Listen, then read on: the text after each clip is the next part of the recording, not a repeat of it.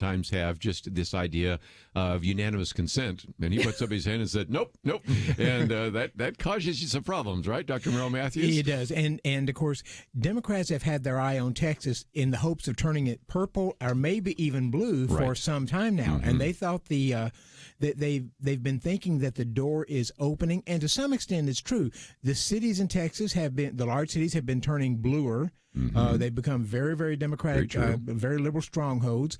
And in addition, a number of districts out there, the demographics are changing as people from the city are moving out to the suburbs and other things. So you see like the seat that Texas District 32, which was held by Pete Sessions, went to Colin Allred. Some friends have told me that Pete did not do as well as he did not do the job he should have trying to work the district and gain the votes. But it's also, I understand that district is just changing, and the people who are living there, and they tend to be younger and tend to vote more Democratic. So I don't think Texas is lost yet, but it's certainly seeing a bit more of a struggle than we thought it might be seeing. Since we are right next to 32nd District, let's talk about that, because we've had Floyd McClendon on, who's one of the people running against him, but that's a good example. What about that? A seat that was held by Pete Sessions, now held by Colin Allred, who's already said he's going to vote to impeach the President of the United States. He most certainly has. On the Pete Sessions seat in particular, in CD 32, which is where I happen to live, I think one of the factors was that Pete Sessions had just been there a long time. There's more unwillingness on the Republican side to let people have kind of a permanent seat in Congress. And so I think people get tired of that. And there's much more, especially among the conservative grassroots, effort to say, we just don't want someone to stay there forever.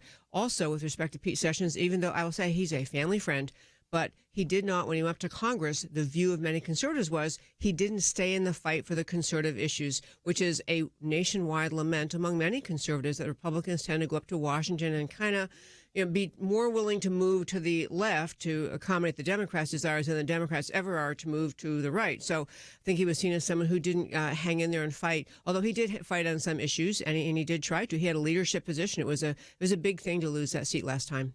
One of the things in the article here is about also in the 23rd District, you've got Will Hurd, who just barely won, and now it's possible that Gina Ortiz-Jones, so it's almost like that was Republican, now almost for sure is Democrat.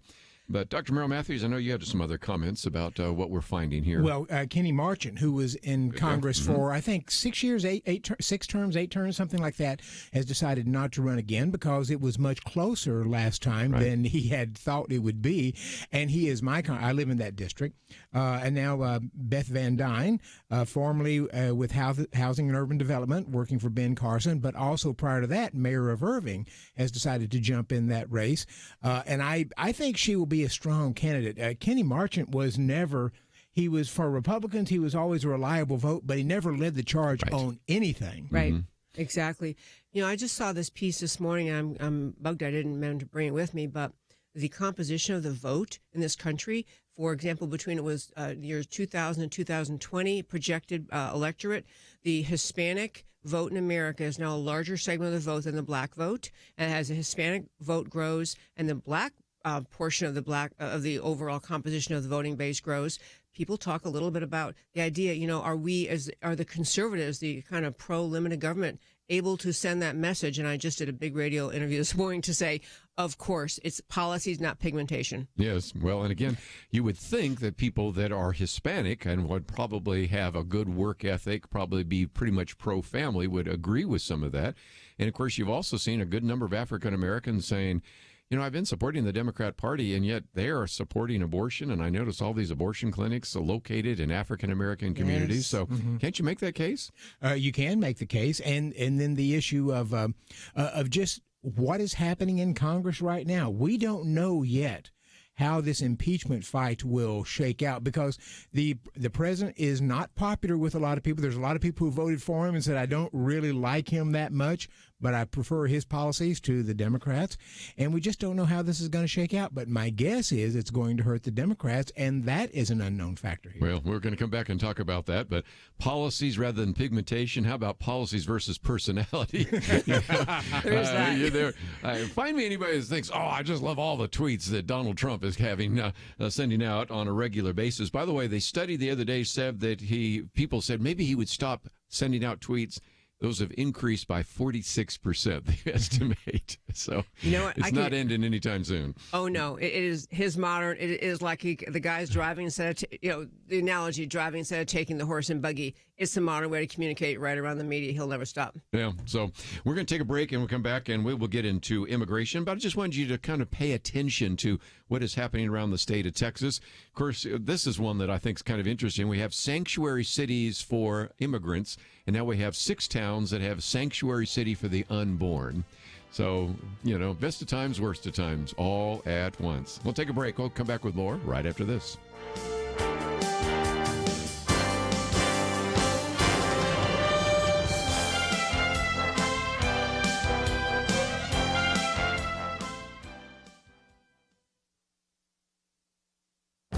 This is Viewpoints with Kerby Anderson. Both the New York Times and presidential candidates seem to be singing off the same song sheet as they propose an alternative history for the United States. The newspaper has its 1619 project arguing that the nation didn't begin with the Declaration in 1776, nor with the Constitution in 1787. It began in 1619 when the first slave arrived at the Jamestown settlement. Beto O'Rourke has picked up on this theme, proclaiming that racism in America is endemic. It's foundational. We can mark the creation of this country not at the 4th of July, 1776, but August 20th, 1619, when the first kidnapped African was brought to this country. Both the newspaper, along with progressive professors and politicians, want to rewrite American history. In a recent column, Maccaben Thomas Owens provides some background. Back in the 1930s, Antonio Gramsci, the father of cultural Marxism, proposed that socialists and communists subvert Western culture from the inside. One of my radio guests reminded us of one activist who described this project as a long march through the institutions. That is exactly what has been done in the classrooms of America. Many students were required to read Howard Zinn's book, A People's History of the United States. Owens refers to this as a disgraceful work filled with outright falsehoods, omissions, distortions of evidence, logical fallacies, plagiarism, and dubious sources. We shouldn't be surprised at what is being talked about today. The philosophy of the classroom in the last generation has become the philosophy of the media and the government in this generation. Now more than ever, we need to challenge this revisionist history being promoted in our culture. I'm Kerby Anderson, and that's my point of view. For more information about issues covered on Viewpoints, visit pointofview.net. Pointofview.net.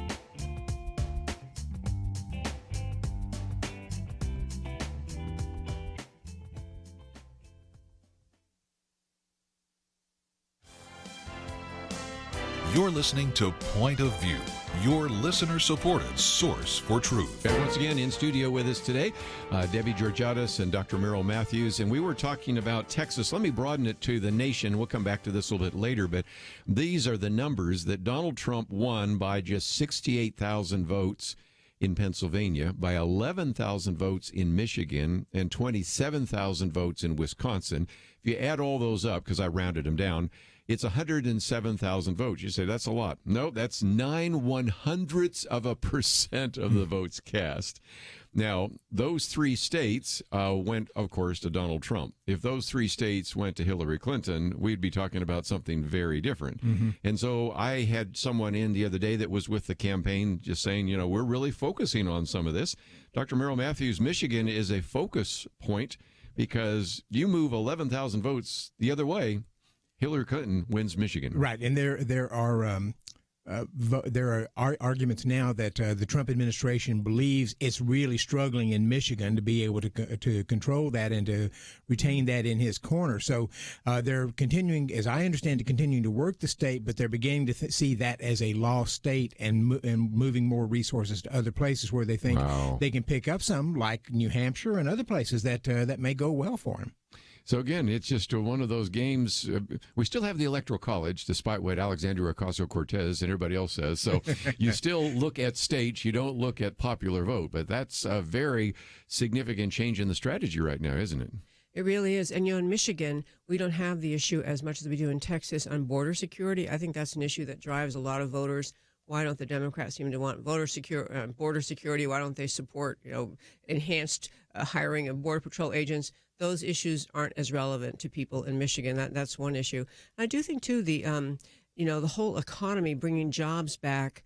I don't know when they do all this polling, and I know people, they trust their polls like it's gospel, but I don't understand really in states where jobs have come back how that doesn't play. I mean, pocketbook issues drive voters, and if you've brought jobs back and people are newly employed and the unemployment numbers are so great, I just don't. I'm not so sure those states should be. I know they won't forsake them, but I think there's a lot of weight should be given to that.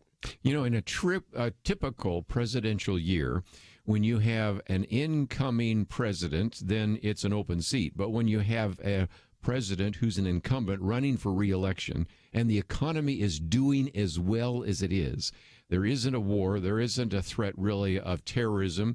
Yes, we've had some issues here, but nothing major. Typically, Dr. Merrill Matthews, that is an easy walk for a president. And those few that only served one term, Jimmy Carter, George Herbert Walker Bush, they were dealing with either a truly down economy or one that was perceived to be a down economy in the case of Bush. And that's not what you have right now. Right. Historically, if a president is running for re-election and the economy's good, since the 1900, the president wins. Yeah. That's just the case.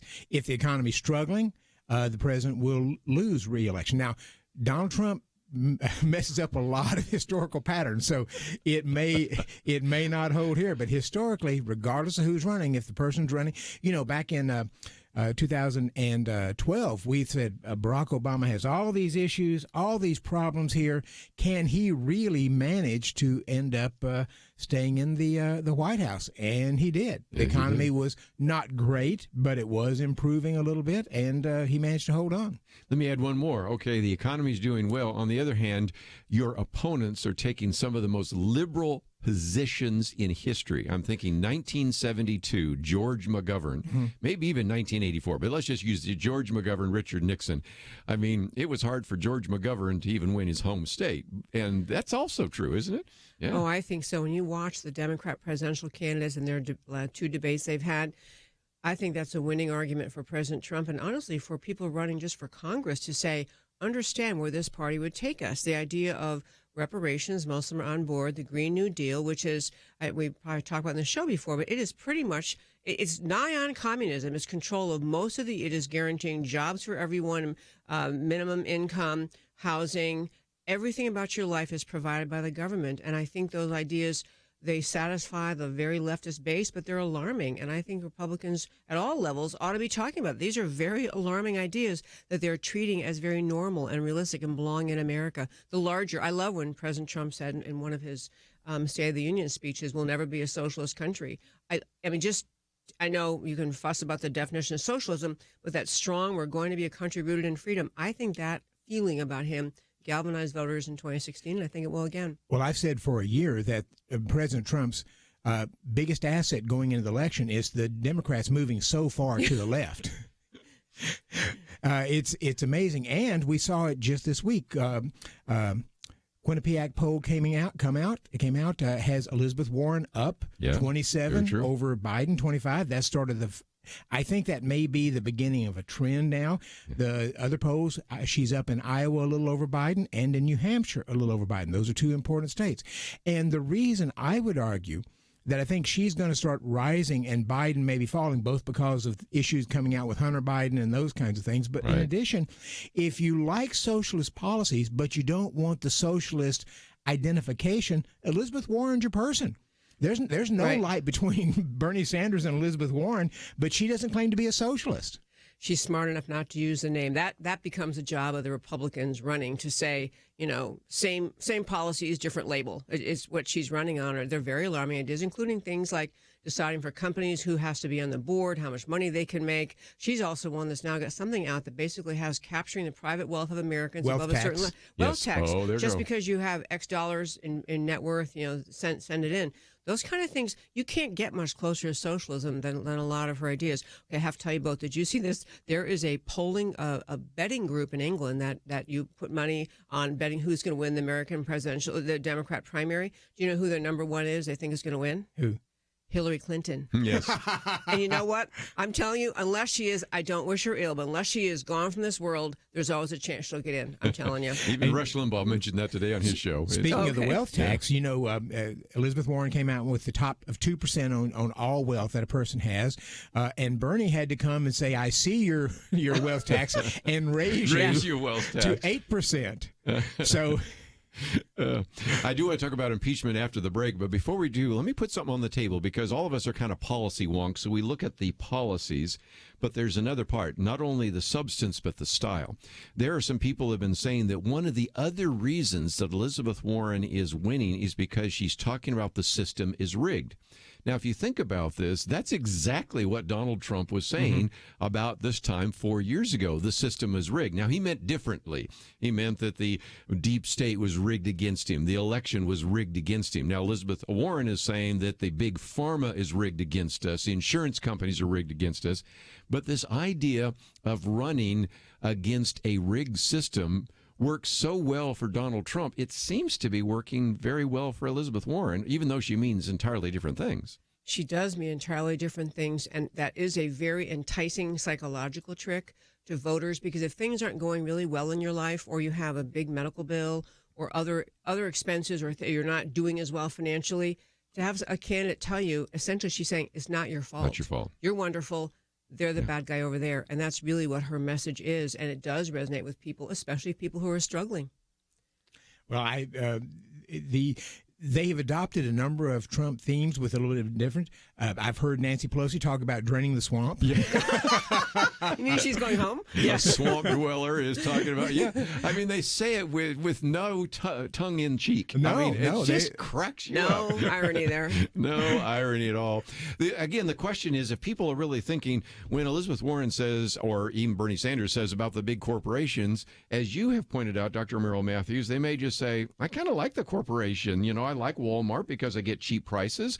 I work for Amazon, and they are giving me stock options, $15 an hour kind Health of wages, insurance. health Health insurance. insurance. Well, and some people might just say, I don't know, I kind of like these corporations. Well, don't I recall that in the last few weeks, Amazon had a job fair here, and Yeah. thousands and thousands of people showed up for that. They don't feel like they're being abused by Amazon. They want to go to work there. That's right. And the pure numbers thing, I heard this argument years ago when someone was riffing about big corporations. If you can just point out what that means is, let's just take a big oil company, what numbers of people they employ in America. That means, let's say it was just as an even number, 10,000. So 10,000 families, and wherever this company is located, has food on their table. They're able to pay for their mortgage or pay for their rent. They provide for their children. Big corporations employing a lot of people make America hum. And so even if you're not personally employed by one of them, you're benefited. Your culture, your community's benefited by their existence. I would think so. Again, Dr. Merrill Matthews wrote a very good piece. We have posted it on the website, and you can just type in his name and corporations, just about the fact that, this may not always work well, because a lot of people say, I kind of like the corporation here, Okay, I may not like a couple of maybe the fossil fuel companies or pesticide companies or big pharma, but most of the time we say, if we didn't have these corporations, I wouldn't have a job, and my friends wouldn't have a job, and I wouldn't have low prices. So it's a good point. Let's come back, and we got to hear from Adam Schiff. It's about time. You ready? Oh, right after these man. important messages. When you gift a point of view, does it make a difference? Jeremy Dyes would tell you that it does. He grew up listening to Point of View in the back seat of his mom's car, and it helped to shape his thinking. I had parents that were able to sit across from me at the dinner table after we listened to Marlon Maddox and Kerby Anderson years ago and think through what the scriptures say about these issues of current significance in our lives. That's only possible because Point of View has come along and ministered into my life and made me who I am today. And here I am today defending religious liberty, partly because Marlon Maddox and Penn Dexter and Kerby Anderson were the ones that were pushing me towards all that. They taught me how to think through these issues. They didn't tell me what to think. They taught me how to think. Each gift you give will change lives. Not every Point of View listener will become a Jeremy, but if they listen for very long, they will be changed. And that will change how they impact and affect the lives of the people around them. So make that decision to change a life today. Join the Truth Team and boldly stand for truth in a world of lies, distortion, and information manipulation. Go to pointofview.net or call 1-800-347-5151. That's 1-800-347-5151. Point of View will continue after this.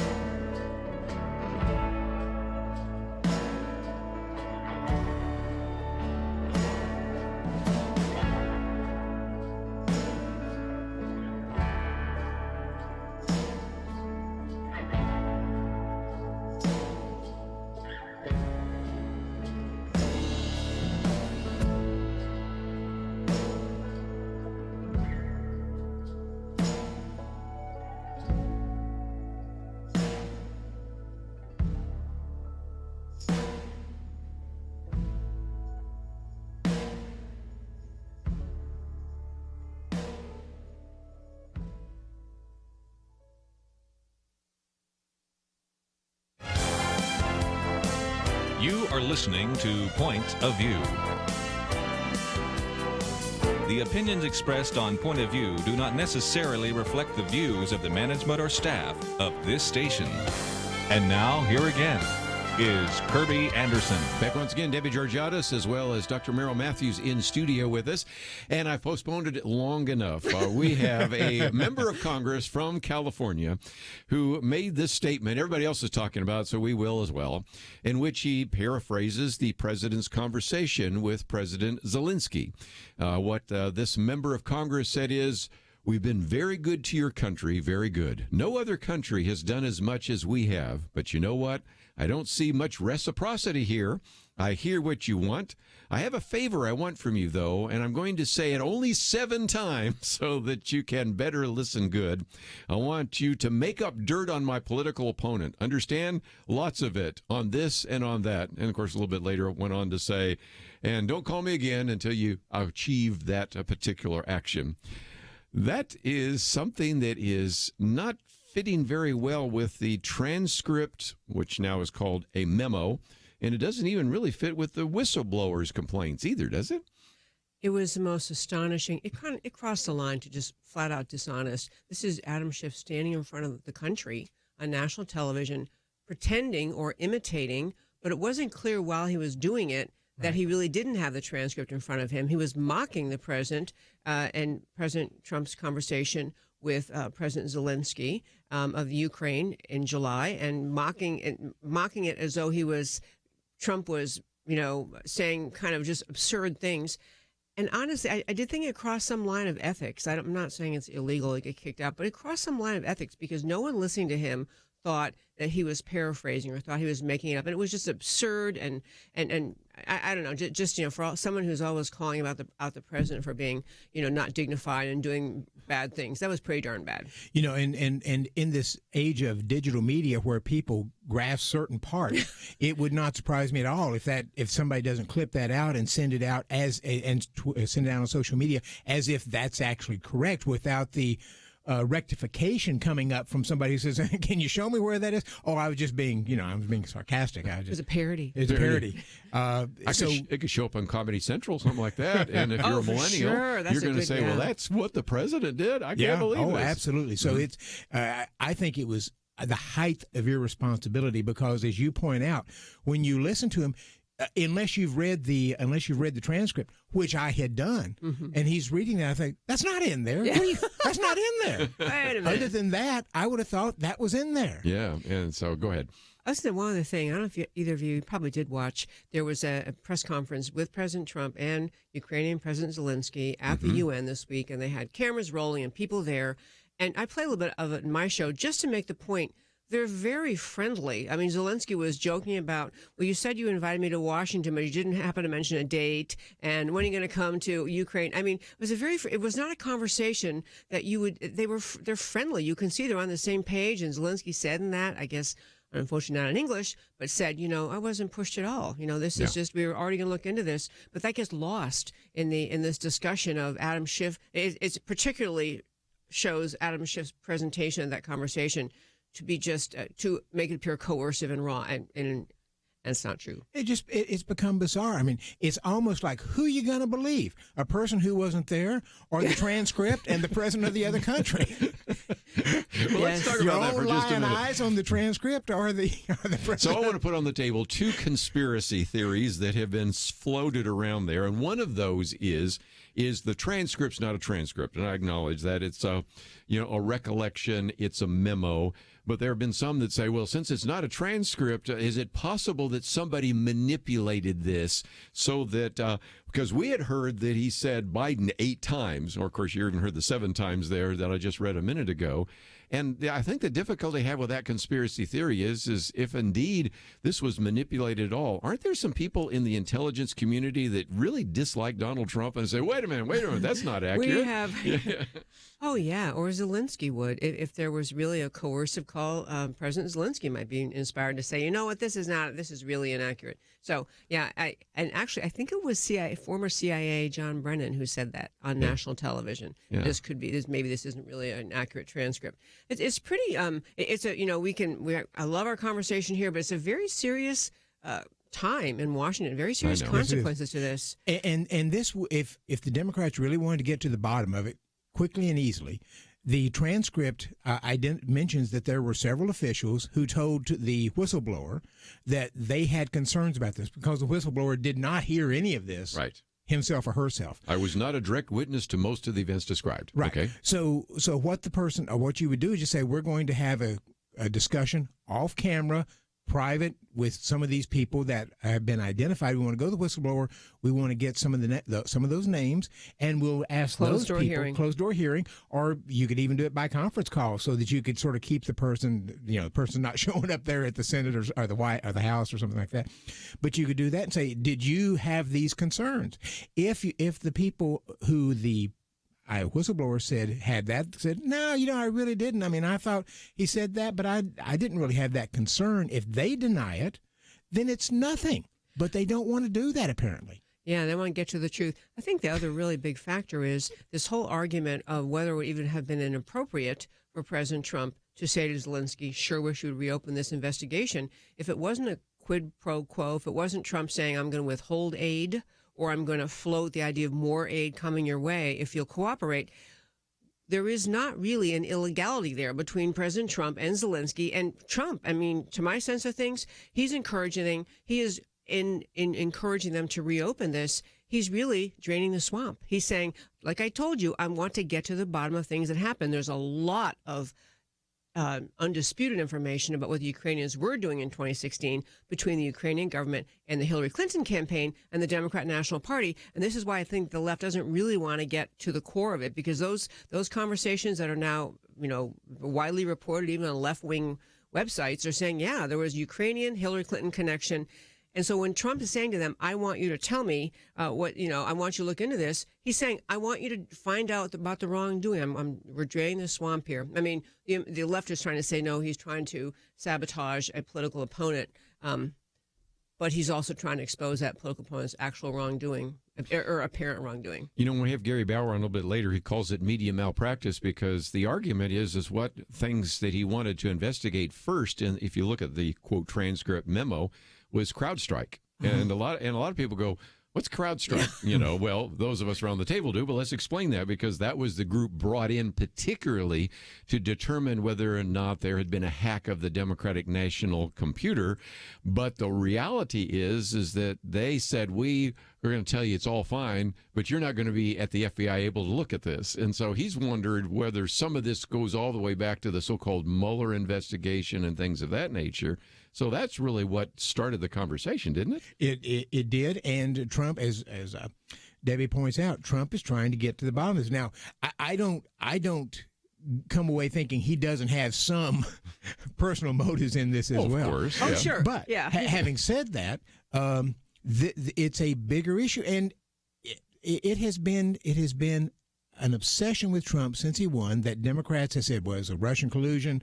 The Russians sort of shaped the election so you could win. It has bothered him ever since, and he would like to be able to have something out there definitive to say Democrats were involved, I wasn't, it didn't shape the election, and so forth. He'd like to have something definitive. So I sort of put it in that context now, because he is really obsessed with with the fact that they will not recognize that he won the election. And one other conspiracy I put on real quickly, it's easy to dismiss, and that is some people have said, well, he's just using nuance, and he's just using codes, and he's maybe sometimes used dog whistle. And I can't think of a president who's more blunt, all the way back to maybe Harry Truman. When they say that he's using, codes and he's not really speaking his mind, that's not the Donald Trump I think we know, right? Back in the early days before the election, when Carly Fiorina was on the air, he saw her on television. He made some comments about her looks, and he thought they were not very pretty. I always thought Carly Fiorina was a very attractive woman, but there's very little filter between Donald Trump's thoughts and his mouth. So I don't think he is being in any shape, form, or fashion. He's not subtle. You know, it's funny. You mentioned earlier people not caring for some of Trump's tweets. I actually am glad he uses Twitter. Is about 2% of them I think you shouldn't do. But the kind of comments like about Carly Fiorina or about Ted Cruz, Lion Ted, those kind of things, that's the kind of stuff I think is unpresidential and I don't like. Yes, I agree. But going out on Twitter with facts. But I don't know if we'll get to this. We have 45 seconds, maybe not right now. But right after the break. Sure. Okay. Sure. There really is clear evidence Ukraine-Hillary connection, which I can't believe that they're going to be willing to open up. Well, let's talk about that. And we also had 3 United States senators, which would be Robert Melendez, as well as Dick Durbin and Pat Leahy, that actually did try to pressure Ukraine. So we'll talk about that, too. And, boy, perfect setup for a cliffhanger, which will take place after the break. And if you, by the way, want to read some of the articles we've posted here today, they're all at the website, pointofview.net, including some of the things that we have written by Dr. Merrill Matthews on the website. So let's take a break. We'll get back to those 3 senators and also the connection of Ukraine to Hillary right after this.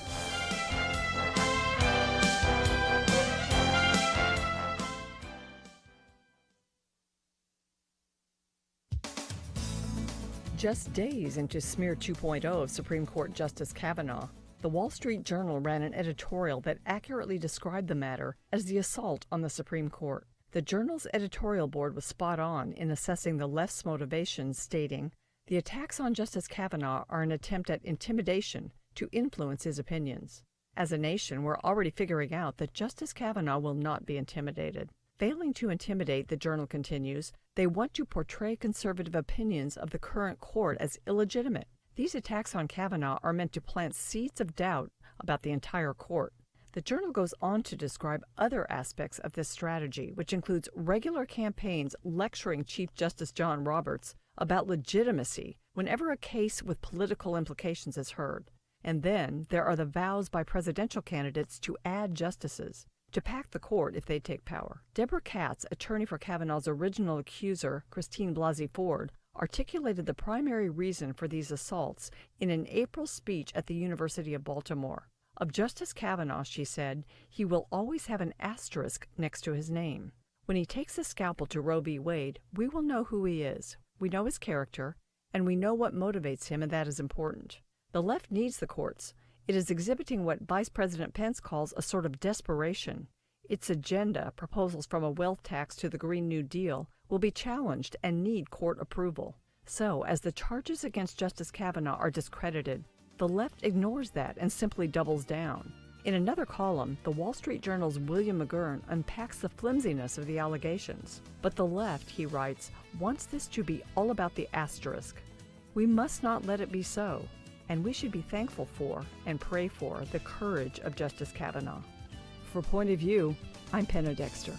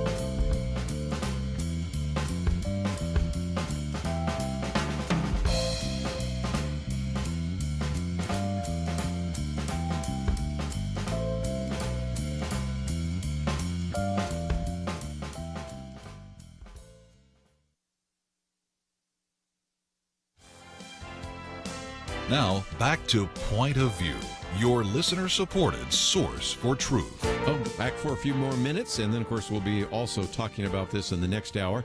But first of all, we recognize that there is a video, Council on Foreign Relations, in which you have a claim by Joe Biden that he was able to threaten to withhold U.S. aid to Ukraine unless they fired the prosecutor that was investigating the energy company, Burisma Holdings.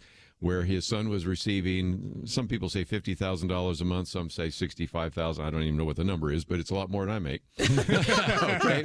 We would all And say then that, I at think, the yeah. same time, you also have three senators, Robert Menendez from New Jersey, Dick Durbin from Illinois, Patrick Leahy from Vermont, writing a letter to the Ukraine prosecutor and the prosecutor general, actually threatening, as far as I can determine, if indeed, if they were to close down those investigations, which they wanted to use for Trump-Russia collusion, that they would have some concerns. So you have multiple actors, and they all have a D next to their name, that in one way or another have actually threatened something that looks like quid pro quo, right?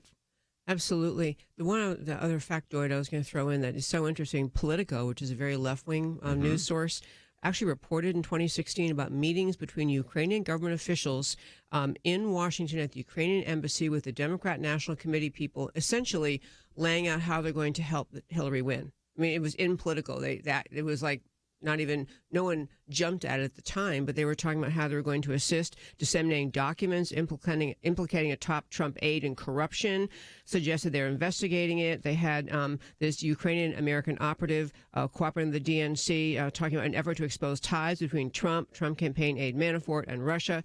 Ukrainian efforts had an impact on the race, hoping to force Manafort's resignation. And the main person, or one of the main people the Democrats have even been reporting, is this guy Lyshenko, who is involved in this. Lyshenko was convicted in Ukraine in December of 2018 for unlawfully interfering in America's election, trying to help the Democrats win. That player is all over the Democrat Party's, news sources, and yet we're all trying to act like the biggest problem I've ever heard is that Donald Trump made a phone call to the president and did not offer a quid pro quo. Well, let me tell you what I'm virtually certain of. And it will probably take some presidential and congressional historians to pull this out, because I am certain that a lot of presidents and others have said, we're not doing this we're not getting this money to your country until this happens or that happens or the other thing happens. That's one of their tools that they have in the pocket when they're dealing with in diplomacy and other foreign actors, is to say, we've got money here, but we're not going to let this pass until you do the X, Y, or Z. I'm sure that I suspect that's a standard practice, and so I'm hoping that some of the historians who know this better than I do will pull some of these factors out and point out that it happened many times in the past. I'm waiting for it to happen. And again, give people the timeline for just a minute, because this phone call was July 25th. But at least a week or so before that, they had already decided to withhold some actions because of corruption. There were some arguments and articles suggesting that they were trying to figure out whether this incoming president was pro-West or pro-Russian. So that's part of it. Then you have the vice president, Mike Pence, going over there and meeting the president, Zelensky, on September 2nd. And then 10 days later, it's September 12th, it is actually people like Dick Durbin, the Democrats, that are pushing for them to actually provide aid. If that's quid pro quo, I don't see how that fits at all. Do you? See, this to me is a key to what Donald Trump has been trying. He would like to scale back foreign aid significantly. Right. His advisors have suggested don't do it quite that much, but he would like to scale it back. And his general sense has been, if we're giving a country some money, they ought to be on board with us on things. They ought to be our friends and allies and working with us. I wrote a piece several years ago, just because I was able to pull up the money from the State Department. We gave nearly every country in the world, including Russia and China, money. In some cases humanitarian aid, some cases military aid, but we gave almost all of them money. And so Trump would like to scale that back. I think that's a good goal. But if you're going to give them money, they ought to be on board with us. That makes sense. Mm-hmm. There's all of these other people involved somehow with Ukraine. This concept, you're talking about how the American people will react to this impeachment. This idea that you just want to have the rule of law, same rules apply to everyone. You can't, if you can't track all the details and follow all the which player did what. It still is a sense when you begin to know what Biden did and his son Hunter, and getting an arm twisting on this prosecutor and saying drop the charges or stop investigating, get him fired. And then Trump, I just think it's not going to, even if people don't keep track of the details, it's not going to resonate with people. They just want to say, wait a minute, you're just trying to get this guy. You started with the Mueller investigation, that went nowhere. You started to say, well, collusion, okay, maybe not collusion, but obstruction, that went nowhere. it seems the Democrats' motive to just get him out of office before we get the 2020 elections is pretty much their only motive, and I think it makes them look really, really bad. And as Nunez said in his in the ranking member statement after Schiff yesterday, he ended with a quote from a Democrat saying, "We got to get him impeached because we're not sure we can beat him." Yeah. That was a Texan. That was Al Green, right? Yeah. That was I can't Texan remember Al who he Green. said, yeah, but it it was. was Al Green. And I brought that up just a minute ago because it's very significant that even though they're moving ahead, their original argument is that they might have a vote on articles for impeachment by the end of the year. Now they're saying by the end of October. Well, either way, this idea of a vote and then even a possible hearing in the Senate is going to be playing out during the primaries. And whether you say that and believe Al Green or not, the implication is, even if I don't understand all those details, the takeaway for the average voter who's not going to necessarily be up on all the things that we are talking about right now is you're trying to impeach a guy that we might vote out less than a year from now. Yep. And so it means you don't trust us. And that's not exactly positive either, is it? And the House obviously cannot remove the president. All they can do is impeach, and then the decision to remove goes to the Senate. And so the Senate, majority Republican, you need a 2/3 vote to remove. I mean, it really shows the motive of the House is just to hurt President Trump. It's not really to get him out, because the Senate is not going to get 2/3 of their people with a Republican majority to vote him out. So it's just a stunt. It's a publicity stunt. But it will really harm the country as a whole because you have the Chief Justice now having to go to the Senate. So that means all of a sudden the United States Supreme Court is pretty much crippled. The United States Senate is pretty much crippled. And you already haven't produced any meaningful legislation out of the House over the last 2 years. And the real warning here, the real concern is that Democrats are opening a door to the perpetual impeachment aspect. Yes. So that we're going to, somebody gets in, we don't like that, so we're going to start looking for some kind of way to impeach the person. And I'd warn Democrats, the day is coming when there will be a Democrat in the White House again. And if you've opened this door, you sort of give the green light to Republicans to do the exact same thing. That is a very, very good point. You think of the things that we now recount about President Obama. People thought the Iranian nuclear deal was nigh on, at least they didn't follow the law. We didn't take it as a treaty through the Senate, which should have been done. Many things happened that people could have said, gee, this is impeachable, but they didn't do that. And it's a very dangerous tack to take. It's pretty much, we don't like this guy, so we're going to move to impeach. And just think about this, from 1787 to after the Civil War, no president had been impeached. There was an attempt to impeach Sanford P. Chase or somebody like that, but nothing. Then from that time of Andrew Johnson all the way up to Richard Nixon, who was not impeached, though might have been, you have that gap, and then, of course, eventually, too, an impeachment of Bill Clinton. So up until now, impeachment of the president is something that maybe gets talked about occasionally, but never is taken seriously. And all of a sudden, this would be the third time. And really the third time in the modern era, fourth time if you go all the way back to Andrew Johnson. Yes. And it's back to your point. It becomes more routine.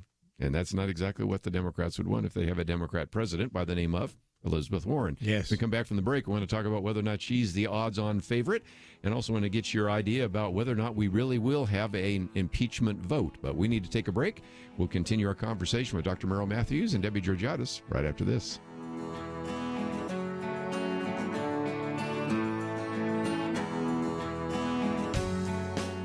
We live in a digital generation. Point of View is reaching this often overly plugged-in generation with truth. You can keep up with us 24 hours a day using your phone, your tablet, your laptop, or your desktop. Search for the Point of View radio talk show on Facebook, where you can keep up with today's issues, learn about current and upcoming guests by liking us on Facebook. Also, follow us on Twitter. Our handle is @Point of View RTS. That stands for Point of View Radio Talk Show. Learn, interact, make a difference with Point of View using new media. And here's one way you can make a big difference. Help us increase our reach by spreading the word among your friends. Share a Facebook post. Tag us in a tweet. With enough joining us to plant seeds, we'll see a tremendous harvest. Come on, it only takes a minute. Search for Point of View Radio Talk Show on Facebook, @Point of View RTS on Twitter, and subscribe to the Point of View Radio Talk Show channel on YouTube. Learn, interact, share. The Point of View Radio Talk Show. Point of View will continue after this.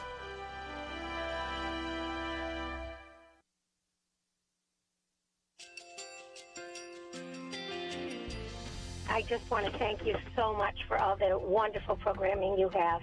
You're just absolutely fantastic. I recently started listening to Point of View, and I really found it interesting because of the different subjects you cover. Thank you for that. I really appreciate everything that you do in keeping us informed. Thank you, Kerby, for everything that you have been doing. I appreciate all the work that you're doing, advocating for the Word of God. Thank you so much. Point of View, I think, is absolutely necessary because it's a Christian perspective, a biblical worldview perspective, and receive very current, up-to-date information about what is really going on, week to week in our culture, which is changing so rapidly, and yet it's morally sliding backwards. Yeah, I'm just, first of all, I thank you guys. Y'all's program is wonderful, and enjoy it every day. I learn so much every time I listen to it. Point of View Radio Talk Show.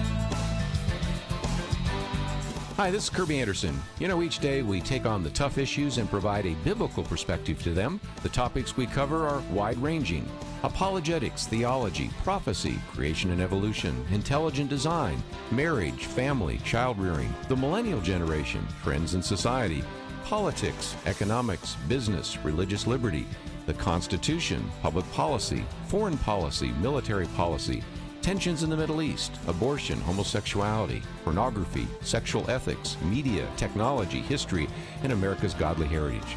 We talk about anything that affects your faith, your family, or your freedom.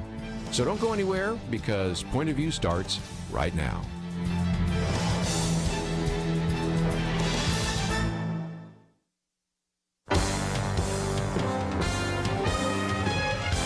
Across America, live. This is Point of View.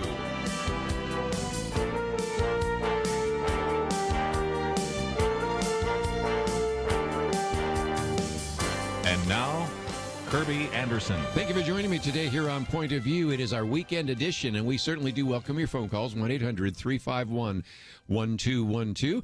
And we have in studio with us today Debbie Georgatos, talk show host and author, as well as Dr. Merrill Matthews, a resident scholar of the Institute for Policy Innovation. We have one of his articles there.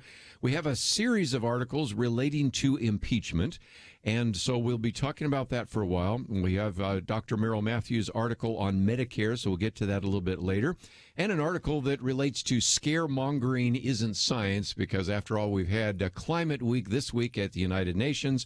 Last week we had one of the largest youth-led rallies in the history of the world on this issue of climate change, so we'll talk about that. And if that's not enough, at 2 o'clock, Dr. Gary Bauer, should just say Gary Bauer, not Dr. Gary Bauer. Gary Bauer will be with us, and we'll be talking about not only some of these issues, but also a very important speech that the president gave in the United Nations about religious freedom and religious liberty. But I know we'll probably be able to tweeze out just a few comments he has about impeachment as well. So lots to talk about.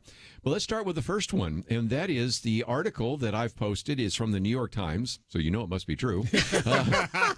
Just couldn't resist.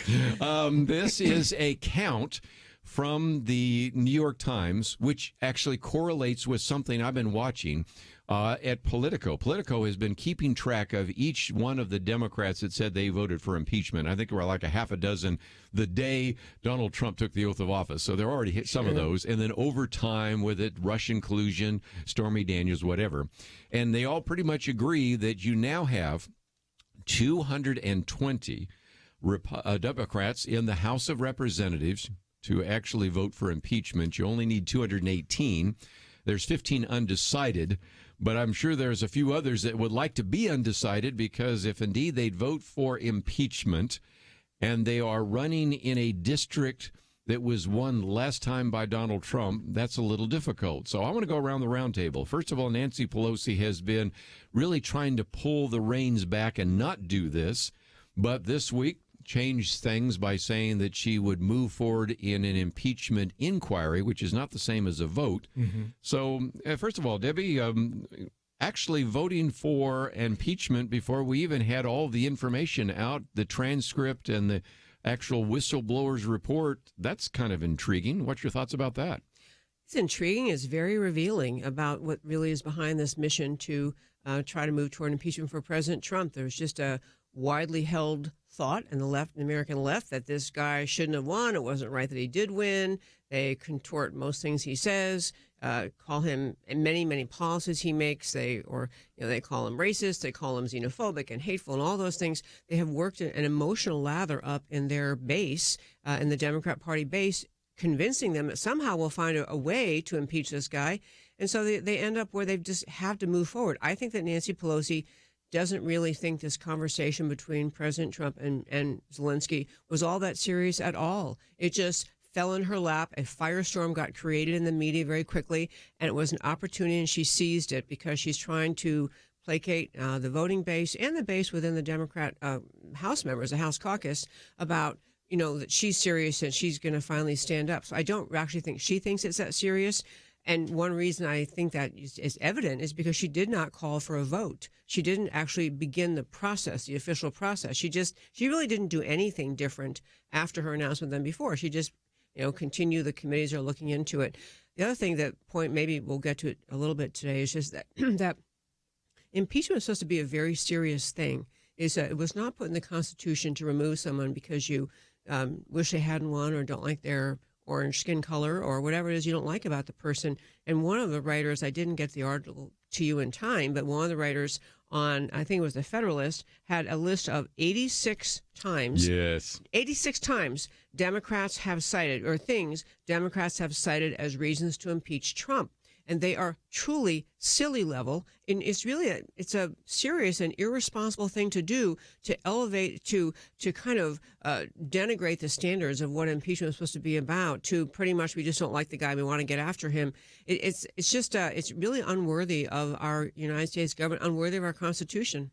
And again, the framers did not want to have something like Parliament, because if you want to remove your prime minister, you have a vote of no confidence. But they didn't put that. They had high crimes and misdemeanors. Dr. Merrill Matthews, I've heard you say more than once that this may come back and hurt some of the Democrats, because now we've moved from a time in which impeachment was rare to the possibility which it could be routine. The ongoing impeachment. That's right.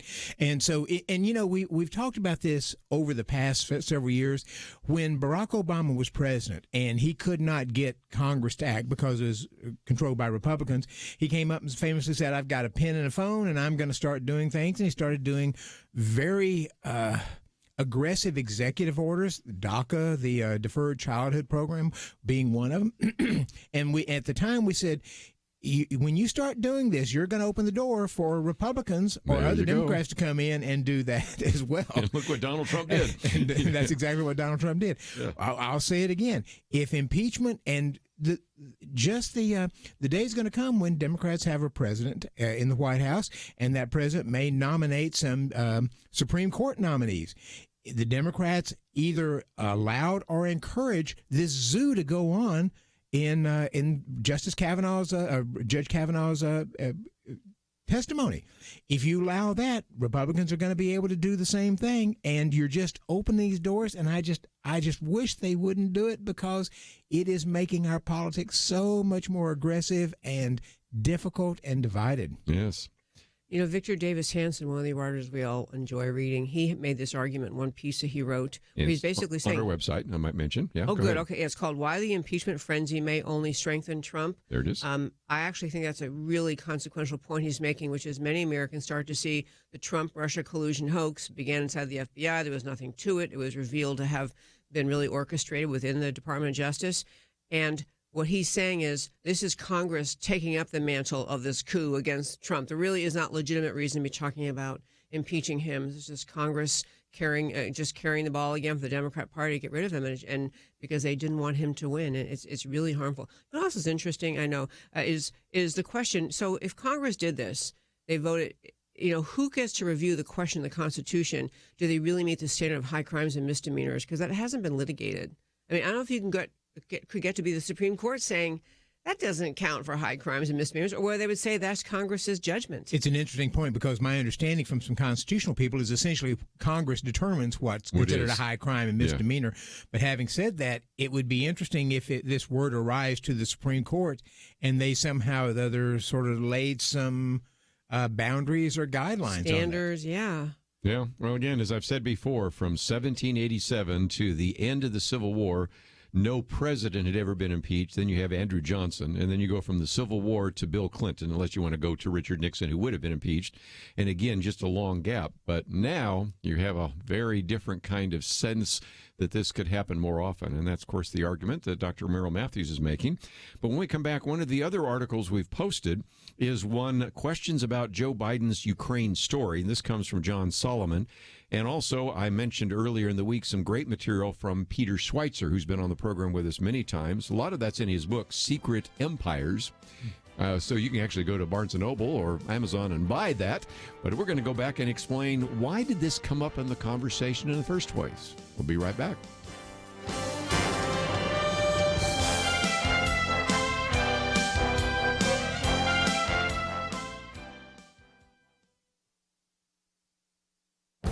This is Viewpoints with Kerby Anderson. Both the New York Times and presidential candidates seem to be singing off the same song sheet as they propose an alternative history for the United States. The newspaper has its 1619 project arguing that the nation didn't begin with the Declaration in 1776, nor with the Constitution in 1787. It began in 1619 when the first slave arrived at the Jamestown settlement.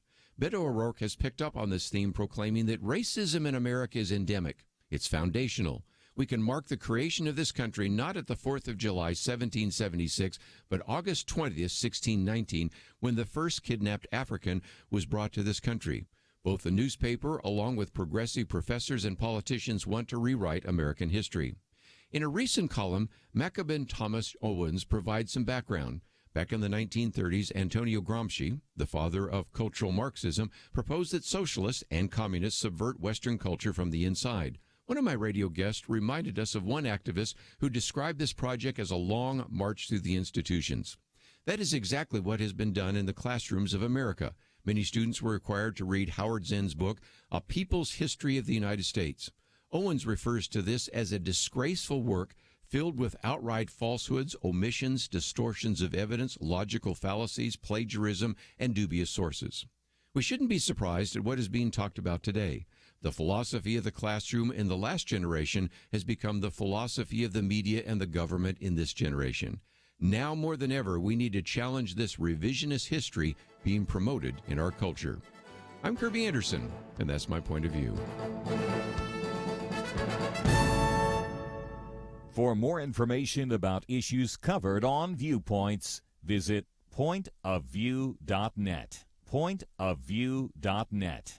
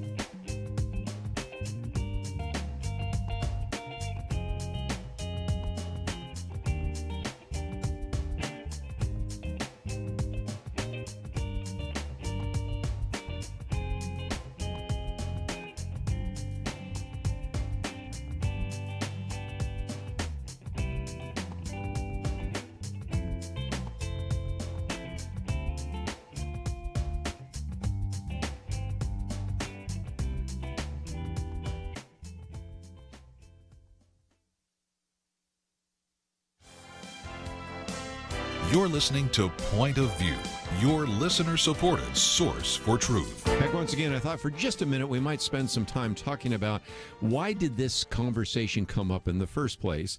And here are the facts that are well documented. Again, I mentioned Peter Schweitzer's book, Secret Empires, How the American Political Class Hides Corruption and Enriches Family and Friends. By the way, he is an equal opportunity grief giver. I remember how he has come after, I think, a Dennis Hastert, who was Speaker of the House, Mitch McConnell.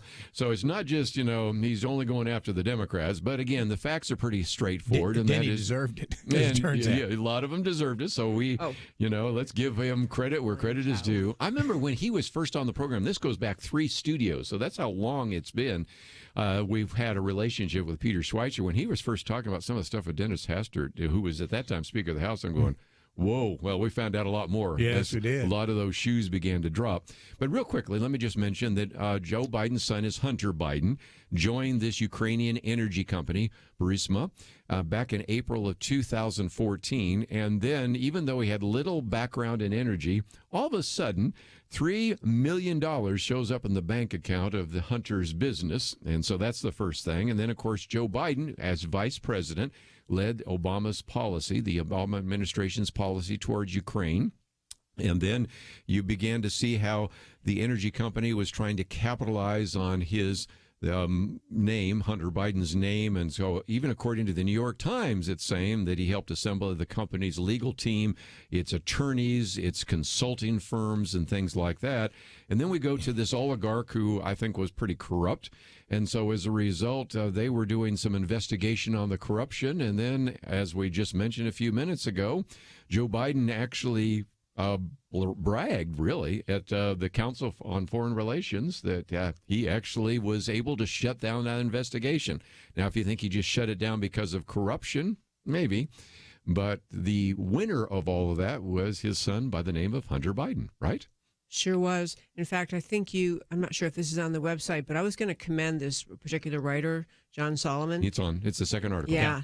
He is just one of the old school actual investigative reporters. Got to meet him at one time, and Sarah Carter, the other one, is like this. The old school, they just will dig and dig and dig. And so you can find stories all over the internet saying that what Biden did when he went over to Ukraine and arm twisted and said, you've got to fire this prosecutor Shokin. I think his name is Shokin, and because he's investigating Burisma. You can find writers who will say, "Oh, everyone and their brother in the international scene wanted Shokin fired. He was a bad actor. Everyone knew it." They justify it, but I really commend this writer John Solomon because he actually does the research himself and digs in and finds people. So he's basically saying there, that this company, you mentioned the oligarch, this Ukrainian company, energy company, was already being investigated. And in fact, Britain had frozen the assets of Burisma because of their belief in its corruption. So it wasn't like, this came out of the blue. This was an ongoing investigation into alleged corruption, and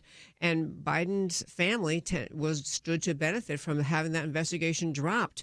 That's about as quid pro quo as it could be, and so that's why these facts coming to light are just they're really the detail of this article. I think a little hard to get into in the radio, but all the people, all the players back and forth involved in the discussion. But basically, John Solomon saying the defenses that are being raised by the left now are just unjustifiable. He said 2 questions remain. Was it ethically improper or even illegal for Biden to intervene to fire the prosecutor handling Burisma's case, given his son's interests? And that requires investigation and the expertise of laws. And so the idea that Ukraine should want to get to the bottom of it is important. And then he says the question whether Biden has given the American people an honest accounting, which he is saying he is not. He's correcting Biden's accounting. He says that's an issue for the voters. Yes. And we've got a track record here because we saw the Clinton Foundation doing something very similar. The Clinton Foundation sets up. Hillary Clinton becomes Secretary of State. Bill Clinton gets a lot of very expensive invitations to come give very expensive speeches. $500,000, $600,000. You get large donations to the Clinton Foundation, which has become sort of a feeding ground for Democrats who don't have a job right now and are waiting for Hillary to get elected. They're there at the Clinton Foundation getting paid big salaries from foreign countries that could benefit from some of this. So Donald Trump would have seen that and know what's going on. And my guess is they think something similar is happening here.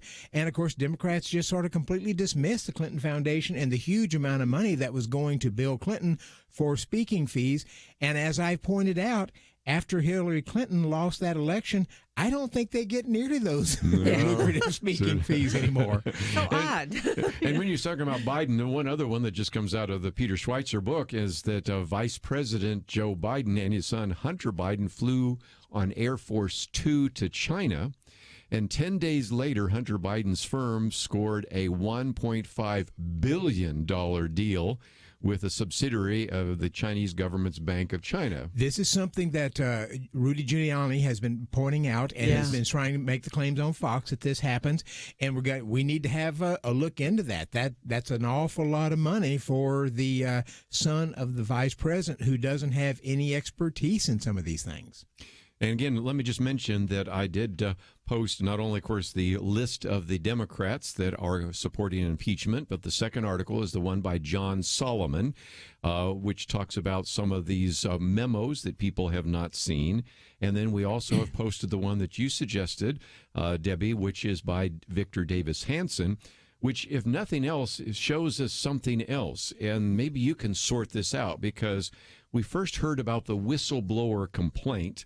And he says, I was not a direct witness to most of the events described, so he talked to multiple officials.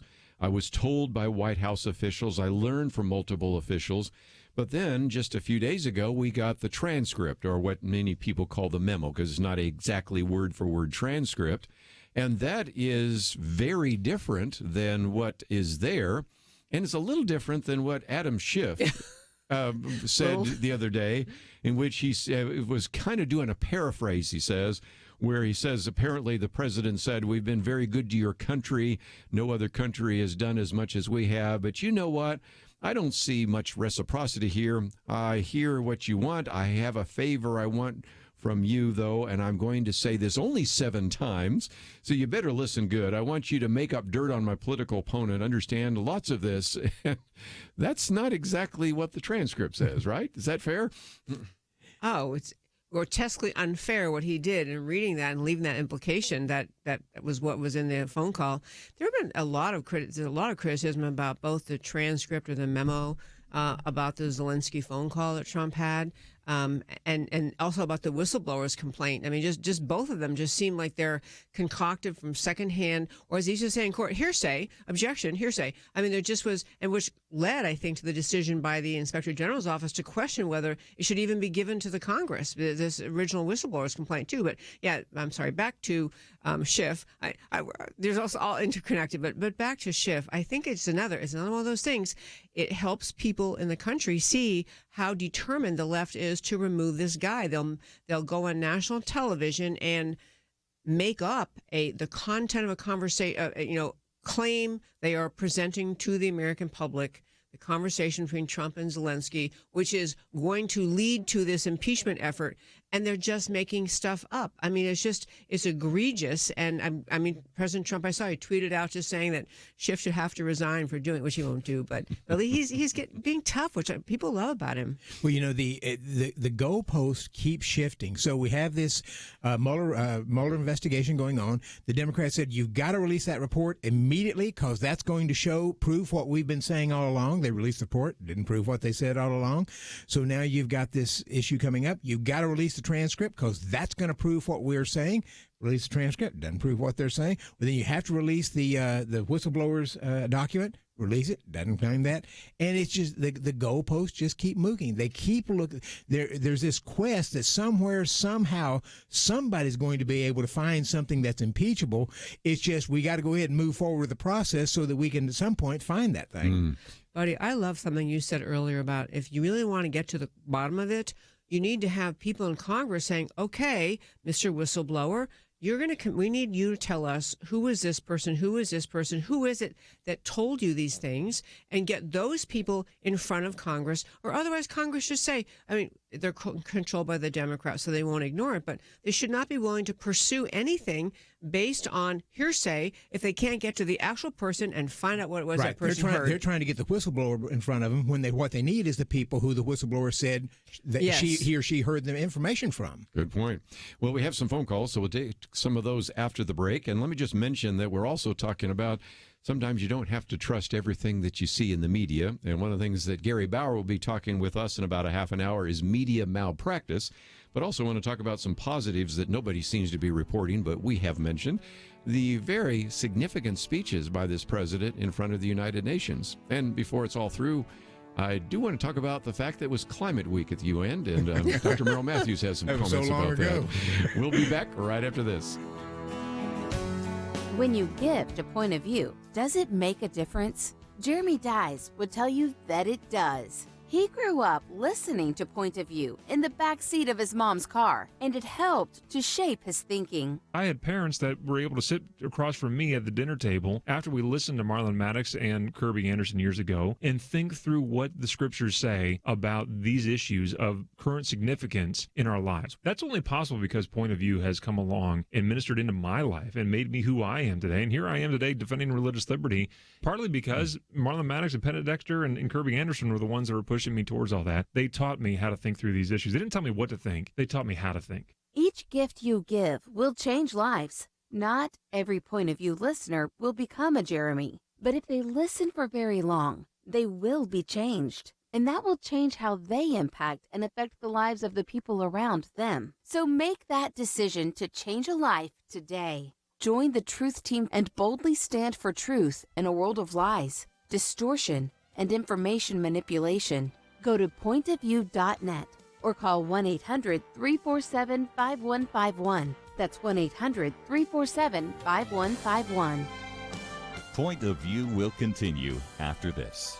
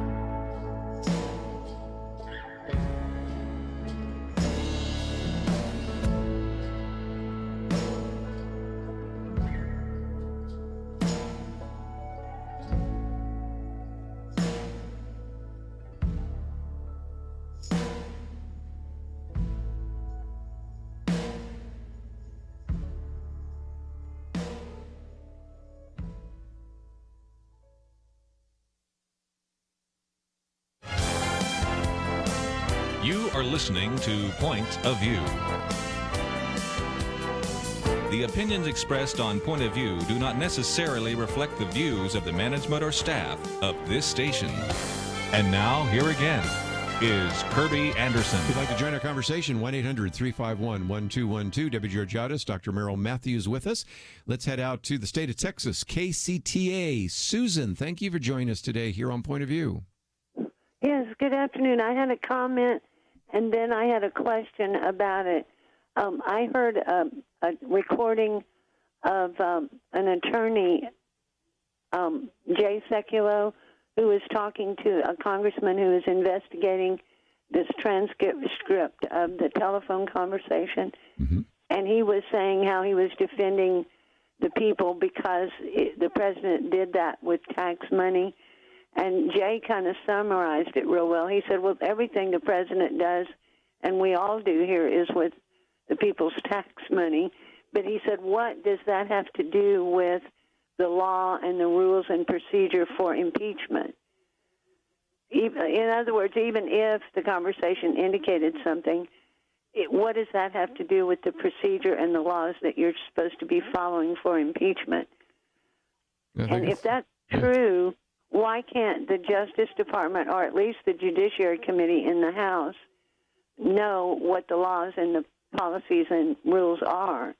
And why do they allow it to continue if it is not relevant? Yeah. Can't. Yeah. Go ahead. Why can't? Yeah.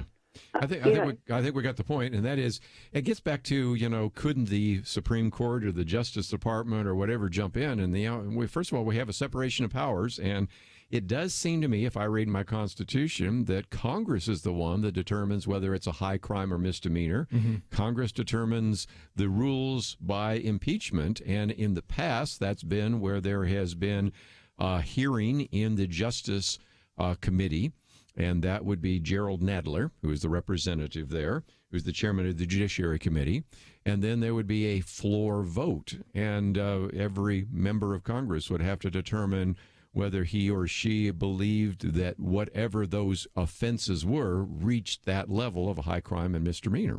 Fair? I recall, since we talked about this a little earlier, the constitutional standard for impeaching the president, high crimes and misdemeanors. I did read an article, I think it was by Mark Levin, who's a well-respected lawyer, that said we probably should, it wasn't in this context, it was in a previous context, but just saying there should be some effort to try the question in the right case to the Supreme Court. Yes. Is there any judicial review over Congress's application of this high crimes and misdemeanor standard? It's a funny thing because the Constitution doesn't say, it just says what it says. It doesn't say it's a reviewable decision, doesn't say it's not a reviewable decision. You could argue it's in the hands of the House, and that's all in the Senate, and it's where it's supposed to stay. But, it seems to me that there should be some role of the judiciary to override a completely raw political, getting rid of this guy because we hate him, which just seems what's going on right now, but that there should be some role. But I'm sure, others would argue that the Constitution left it that way because this is the group that gets to decide under the Constitution, and there's no real reviewable decision that the Supreme Court could make. I would love to have the Supreme Court able to review it because I think it is potentially open to such abuse otherwise. And maybe it is. I mean, because on the Second Amendment and the First Amendment, it leaves it when it talks about the Congress shall make no law respecting the freedom of religions, freedom of speech, and so forth. But the Supreme Court has stepped in at times and said, well, here are some boundaries that we impose upon this, so that but we're gonna limit some of this ability here. So we may end up seeing something along that line where the Supreme Court says we have to have some kind of definition of what a high crime misdemeanor is, because nobody really knows what it is right now. Yes. I just had a thought about what the Republicans and Democrats, or the Democrats, may be doing in Washington, which is maybe this thought of trying to impeach President Trump on something that probably shouldn't be impeachable. But if they can push it and roll along and get closer and closer to the 2020 elections, maybe they think of it as something that's going to help them hold on to the House, maybe take the Senate, get people in place who will take him out. So if he does win, that's an argument for candidates to make, is you need to have Republican Senate because we'll take this guy out. I just think it's a very irrational topic on which to even be considering impeachment. So I think there's other strategies going on. I would think so. Let me just put on the table something I've mentioned before, but it's worth thinking about if indeed this goes forward. And originally they were talking about that there would be hearings. Now they seem to be fast-tracked. The original argument was that there would probably put forth articles of impeachment by the end of the year. Now they're saying by the end of next month, end of October. I just thought I'd look this up and let you know that when we talked about the impeachment inquiry in the Senate after the vote for impeachment of Bill Clinton, it went from October 8th to February 12th, basically 5 months. Now, if this moved a little faster, then it would still go into next year, and it would basically cripple the Senate because they would have to meet and hear all this testimony. It would cripple the Supreme Court because the Chief Justice, in this case it would be John Roberts, would have to sit in judgment over that. And, of course, the House hasn't produced really any meaningful legislation. It didn't even meet a budget this year. And so I think by that time, they're going to be a fairly frustrated number of Americans, and those are Americans that might actually vote in those primaries and election, right? Oh, for sure. I just had a question. I don't know if you can tell from what you're reading, but if the decision is made by the House, if they do vote to impeach him, so it goes to the Senate, is it the Senate Judiciary Committee that has, just like in other legislation, the Judiciary Committee has to vote? And then based on that majority, it goes to the floor, or is it straight to a floor vote? Pretty sure it's to the floor. I think it goes straight to the floor. Yeah, straight to the floor. It's just like you have a trial with 100 jurors, basically. So but I'm getting at, does the majority in the Senate then, could the majority Republican just say, no thanks, we're not taking it to the floor? Are they forced to give it to the floor if the House passes? They've got to do something with it, obviously. And, of course, there you go again. We are in such uncharted territory. Who really knows? You don't know. And Mitch McConnell presumably could put it off a little bit, but I think he essentially has to do it. Yeah. And I think there's odds on favor that they are going to vote for it in the House, and it's going to end up there. And I was just thinking for just a minute, and this is a good transition to a piece that Dr. Merrill Matthews has coming out, maybe just right now. Yeah, it just came out. Yeah, just came out, and so we'll post it as soon as we can possibly get to it. You say, well, who benefits from this? Because we know who's losing. Certainly it's not good for Donald Trump. It's really bad for Joe Biden. It's not really good for the American people, for the Senate, for the Supreme Court. There is a winner, and her name is Elizabeth Warren. Yes. And you have a piece coming out, and it's just come out. So actually, you were telling me it would come out at actually about 10 minutes ago. So it's on some of the websites. It's not on ours yet, but we'll get it there. But talk about what you've been writing about. Well, it looks at Elizabeth Warren because what's happened over the past week is she's starting to take the lead in some of the polls. And the most recent poll, Quinnipiac poll, was had her at 27. Joe Biden at 25. And they said this is within the margin of error, but that's the first one that's sort of pushing her above. Their August poll had it just the reverse. Joe Biden was, I think, at 32, and she was at something like 19%.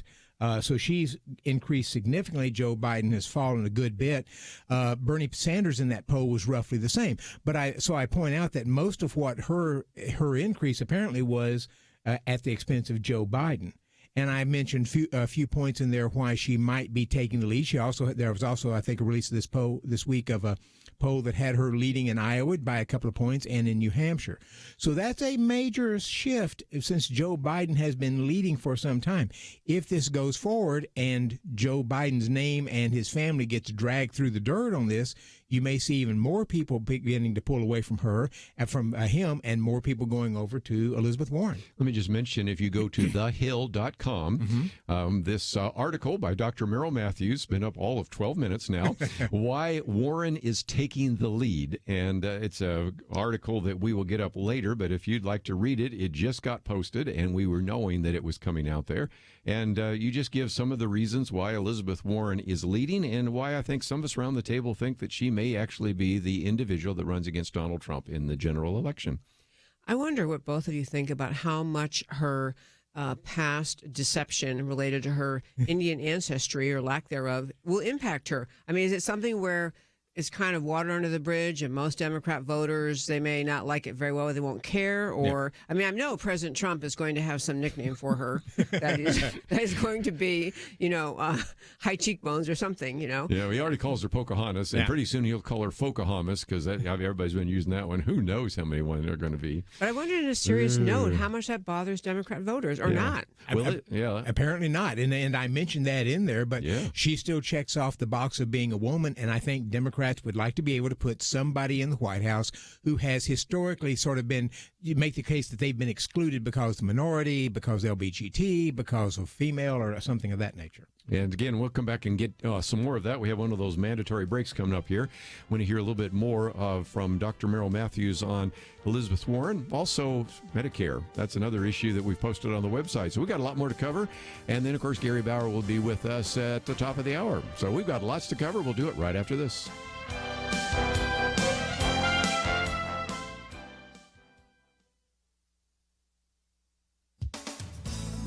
Just days into smear 2.0 of Supreme Court Justice Kavanaugh, the Wall Street Journal ran an editorial that accurately described the matter as the assault on the Supreme Court. The journal's editorial board was spot on in assessing the left's motivations, stating, "The attacks on Justice Kavanaugh are an attempt at intimidation to influence his opinions. As a nation, we're already figuring out that Justice Kavanaugh will not be intimidated. Failing to intimidate," the journal continues, "they want to portray conservative opinions of the current court as illegitimate. These attacks on Kavanaugh are meant to plant seeds of doubt about the entire court." The journal goes on to describe other aspects of this strategy, which includes regular campaigns lecturing Chief Justice John Roberts about legitimacy whenever a case with political implications is heard. And then there are the vows by presidential candidates to add justices, to pack the court if they take power. Deborah Katz, attorney for Kavanaugh's original accuser, Christine Blasey Ford, articulated the primary reason for these assaults in an April speech at the University of Baltimore. Of Justice Kavanaugh, she said, "He will always have an asterisk next to his name. When he takes the scalpel to Roe v. Wade, we will know who he is. We know his character, and we know what motivates him, and that is important. The left needs the courts. It is exhibiting what Vice President Pence calls a sort of desperation. Its agenda, proposals from a wealth tax to the Green New Deal, will be challenged and need court approval. So, as the charges against Justice Kavanaugh are discredited, the left ignores that and simply doubles down." In another column, the Wall Street Journal's William McGurn unpacks the flimsiness of the allegations. But the left, he writes, wants this to be all about the asterisk. We must not let it be so. And we should be thankful for and pray for the courage of Justice Kavanaugh. For Point of View, I'm Penna Dexter.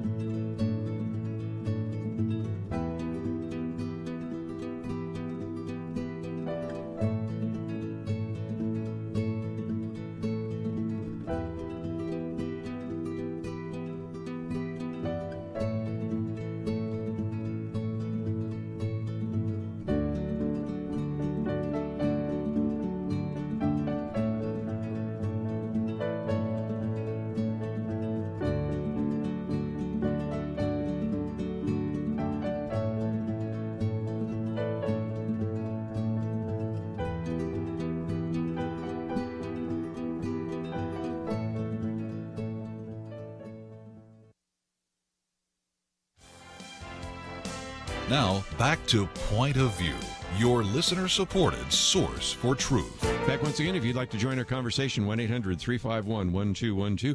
David Georgatos, Dr. Merrill Matthews, and of course they have just at thehill.com posted why Warren is taking the lead. And of course, you probably would want a woman, maybe even one that was a, quote, victim running against Donald Trump. And so you have all of that. But you make a point here that I would like to come back to, and that is she seems approachable. a lot of politicians seem aloof, especially when they're off camera, you say. Explain that. Well, there was an article here recently that when she gets through giving a speech, she'll stand there, and as everybody who wants to take a selfie, they line up, and she stands there until everyone has gotten their selfie with her. And that looks like you're interested in us and you want to be part of us rather than a group of people come in and usher you off the stage and you're moving on to the next thing. And it just seems like she is approachable in that sense. And of course, she's almost gotten to be a bit of a characteristic of her when they say, what do you want to do about this? I have a plan for that. Yeah. That's become her sort of shtick. Yeah. She says, I've got a plan for that. And then she goes into details of some policies. So she sounds like I'm a relatable person, but then I go into policy details in ways that sound like she's knowledgeable and she's thought through these things. So I just think that from that standpoint, she sounds like she knows what she's doing and she's given a lot of thought to this, which isn't. Many times presidential candidates, you ask them a question about something and eyes glaze over, or they're going on, they're starting to kind of kick around some ideas or something. They don't know what they're talking about. Or they got there. their stump speech, and you've heard it time and time again. You get the sense that sometimes she'll answer the specific question with a specific answer, and that's pretty unusual too. Yes. So let's give her credit where credit is due. She is able to articulate, as you're saying, her plans very well. I have a plan for that, and she can run through some more specifics than many politicians might do. She has a thing that I think, I don't like that it appeals to women, but it seems like it kind of does. That, I feel your pain. I understand the life isn't fair. I'm going to make it more fair. I'm going to fix this. And she has a lot of the common man's been left out. This economy seems so great, but the common man's been left out. The big corporations benefit. And I think there needs to be a response to that, a factual response that is actually, the common man's doing great in this economy. The common man, the middle class is shrinking because people are moving up. It is just you can convey that folksy, I'm for the common man person, but you can't lie about the current impact of the economy on the common man. And and when you point out it's not true, what you're really saying is it's a manipulative tactic to make you feel like a victim. This is what is done so much in the left. You're a victim and vote for us and we'll save you from the oppressors. The other person who is, very good about articulating policies is Bernie Sanders. He knows his stuff. He's been doing this for a long time and he's very good about it. But he's also an independent, not a Democrat. It's always been a question, do Democrats want to put a non-Democrat in the White House? Good point. That's a fair question. And secondly, he carries the socialist baggage. And our Democrats, the majority of Democrats want to put a self-identified socialist in the White House. I think they like the socialist policies, but I think they're still a little reticent to identify with the socialist nomenclature. And if you want socialist policies without the socialist name, Elizabeth Warren is your candidate. She's your gal. Yeah. So you got 4 key points. And again, you can go to thehill.com until we get ours posted. Let's take some more phone calls. I haven't been very good at this today. South Carolina, WAGP. Forrest, what would you like to ask our roundtable discussion today? Well, I definitely appreciate your show, and may y'all continue to be blessed. But I'm trying to seek some clarification on this whistleblower being a CIA agent, using secondhand information coming out of the White House and then being represented by the lawyer that represents Hillary Clinton and Nancy Pelosi. I don't know if there's any validity to that or not. Well, again, we're going to find out more. The article that we've posted by Victor Davis Hanson reminds us of what we do know. And first of all, whoever he or she is, and I think most people have been calling him a he, so I'll say that, did not have direct witness access, but did have access to those officials. Some people have said he is CIA, and I don't think he's going to be very... I don't think we know that, though, right? I don't think he's high enough up to know that for sure. So I think we'll figure that out as time goes on, and I just think this is a good example of where people say, look, if you're going to level these kinds of charges, this idea that you have to still remain anonymous, sorry, that's not allowed when we're talking about trying to impeach the president of the United States. Oh, yeah. At some point, you have to be exposed if you want to have the country move forward on that. I can't find it quickly, but I believe in one of the articles we read, there was a statement by Fred Fleitz, who is the current president of the Center for Security Policy, where he was saying this reads more like a lawyer, a law professor wrote this, that the idea that this is a common man who, a low-level person who's being a genuine whistleblower didn't ring as true. And he wasn't the only one to say that. Other people are saying it's awfully detailed and complex for someone who's your average Joe whistleblower. But anyway, I think, there are certainly, if we're going to move forward very far with this, there needs to be exposure of all the people involved. At some point, you got to come forward, or else you can't expect the country to move forward in what you brought. So again, I would point you to the Victor Davis Hanson article, which we've posted, that gives you some inferences, but we don't know. And so we don't know. Right. As simple as that. Just before we take a break, though, we were talking about Elizabeth Warren, and one of the articles we posted, Dr. Merrill Matthews, is about Medicare. And I love this because House Speaker Nancy Pelosi released her prescription drug control legislation. And I like what you say. The best thing we can say is it probably won't pass the Senate. Well, we know that. But all these ideas that keep being put forward, it's not like we don't have history. And your article here just reminds us that sometimes when we said, I know price controls would work well for Medicaid. No, it didn't work very well. That's right. What Congress gets obsessed with prices when it's the spending that's the real issue. It's the total spending. What they're trying to do is reduce Medicare spending, and they think if we impose price controls, we will therefore get a reduction in Medicare spending. And I point out that in the early 1980s, Congress imposed price controls on Medicare Part A. That's the Medicare that pays for hospital expenses. It did not control. Actuaries will argue for the first year or so it sort of controlled prices, but then they exploded again. They came back in the early 1990s and said, well, we still have a spending problem in Medicare, so let's impose price controls on physicians. That's Medicare Part B. So they stepped in what they called RBRVS and imposed price controls there, and Medicare spending continued to explode. They impose price controls, but that doesn't do what they really want to do, which is control spending. Right. And so they're coming back once again saying prescription drugs are expensive, though, in fact, about 90% of prescription drugs are generics in the United States. So it's a very small percentage that are actually the expensive drugs, and those tend to be the recently released, very cutting edge, oftentimes cancer drugs and other things of that nature. They tend to be expensive, and we want the drug companies inventing those drugs. And it's not clear that price controls will address that issue. Ironically, Medicare Part D, the prescription drug benefit, there are negotiations going between the private sector and the insurance companies, and that's one of the very few programs that came in under projections on spending. Right. So if you want to do something to control spending, you might look at Medicare Part D. Yeah, and again, one of the few times where it came under the estimate, and put that in highlights because it never happens. I was just going to say, we've been talking about someone running for president who's got the socialist label. I mean, this isn't socialized medicine, but it's another step toward the government's control, imposing prices, and as though that can fix the problem. And I love that you addressed it with detail why it cannot, but it is just another acknowledgement that the answer of the left is always moving more towards socialism. Yeah, and if you don't pick our price, then we'll take it over.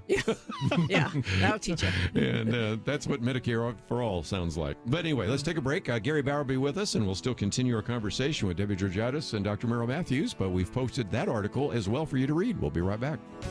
It is a horrible scenario, but it happens. Dennis writes about his wife who was diagnosed with leukemia. She's now a 2-time survivor. They ran up over $1 million in medical bills. Thankfully, they're Medishare members, and Dennis says they're so thankful for that, how people came together to meet their needs. Medishare works, and it could save you a lot of money. The typical family saves $500 a month. Find out more. Call 855-SHARE-40. That's 855-SHARE-40.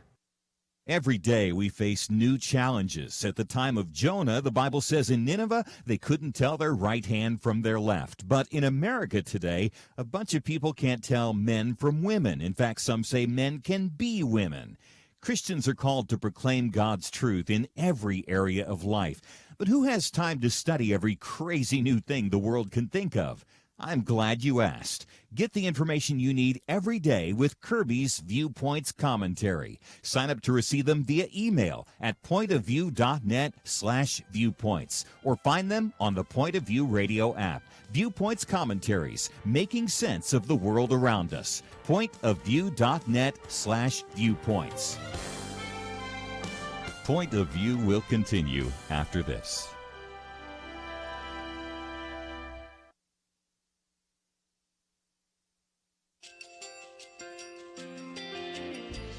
I just want to thank you so much for all the wonderful programming you have. You're just absolutely fantastic. I recently started listening to Point of View, and I really found it interesting because of the different subjects you cover. Thank you for that. I really appreciate everything that you do in keeping us informed. Thank you, Kerby, for everything that you have been doing. I appreciate all the work that you're doing, advocating for the Word of God. Thank you so much. Point of View, I think, is absolutely necessary because it's a Christian perspective, a biblical worldview perspective, and receive very current, up-to-date information about what is really going on, week to week in our culture, which is changing so rapidly, and yet it's morally sliding backwards. Yeah, I'm just, first of all, I thank you guys. Y'all's program is wonderful, and enjoy it every day. I learn so much every time I listen to it. Point of View Radio Talk Show.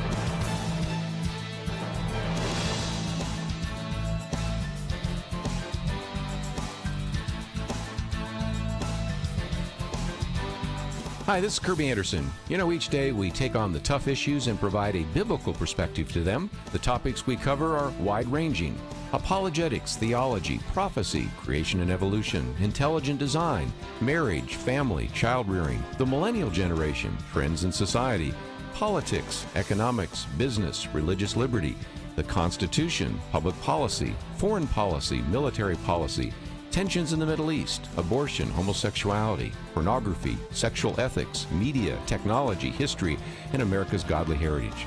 We talk about anything that affects your faith, your family, or your freedom. So don't go anywhere, because Point of View continues right now.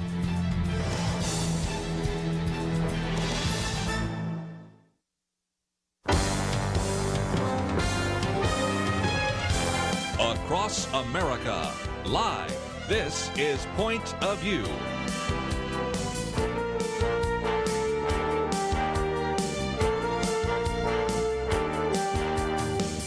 And now, Kerby Anderson. Continue our conversation today. It is our weekend edition, and in studio with us, Debbie Georgatos, talk show host and author, as well as Dr. Merrill Matthews, resident scholar at the Institute for Policy Innovation. And if that's not enough, we also have our good friend Gary Bauer, who served under Ronald Reagan's administration as Chief Domestic Policy Advisor, President of American Values. And we wanted to talk with him about a couple of things that come from his end-of-day report. First of all, since we've been talking about the impeachment issue, he has a piece that came out yesterday on media malpractice. And if there's ever been an argument for why you need to listen to Point of View, why you need to read widely, you will find out as we talk about this that there were certain things that were just left out in the reports. But we'll start there. But I also want to talk about something we've only really mentioned this week, and we've referred to it. But first of all, we have the president speaking on this subject of religious persecution. First president, as far as I can tell, that has done so. And Gary Bauer, of course, has been on the U.S. Commission on International Religious Freedom. And then also a speech in front of the United Nations. So, and Debbie, I know we want to talk about some of that as well. So, Gary Bauer, it is great to have you join the roundtable of discussion today. Kerby, I'm already tired just listening to the list of things we're going to talk about. I didn't know I was going to be on for 2 hours. And you'll have to do it quickly, but I know you are. The master of the soundbite is Gary Bauer. Oh, my goodness. You yesterday talked about in your end-of-day report, and we always encourage people to go to your website. We have a link to that. You talk about media malpractice. And there are some things that have just been left out. I like about 500 words with these ellipses. And so this is how you create a sense that the president was engaged in a, if you will, manipulation, that he was a little bit like a mobster thug, or this is, quid pro quo. But you point out that this is a classic case of media malpractice. Tell us more.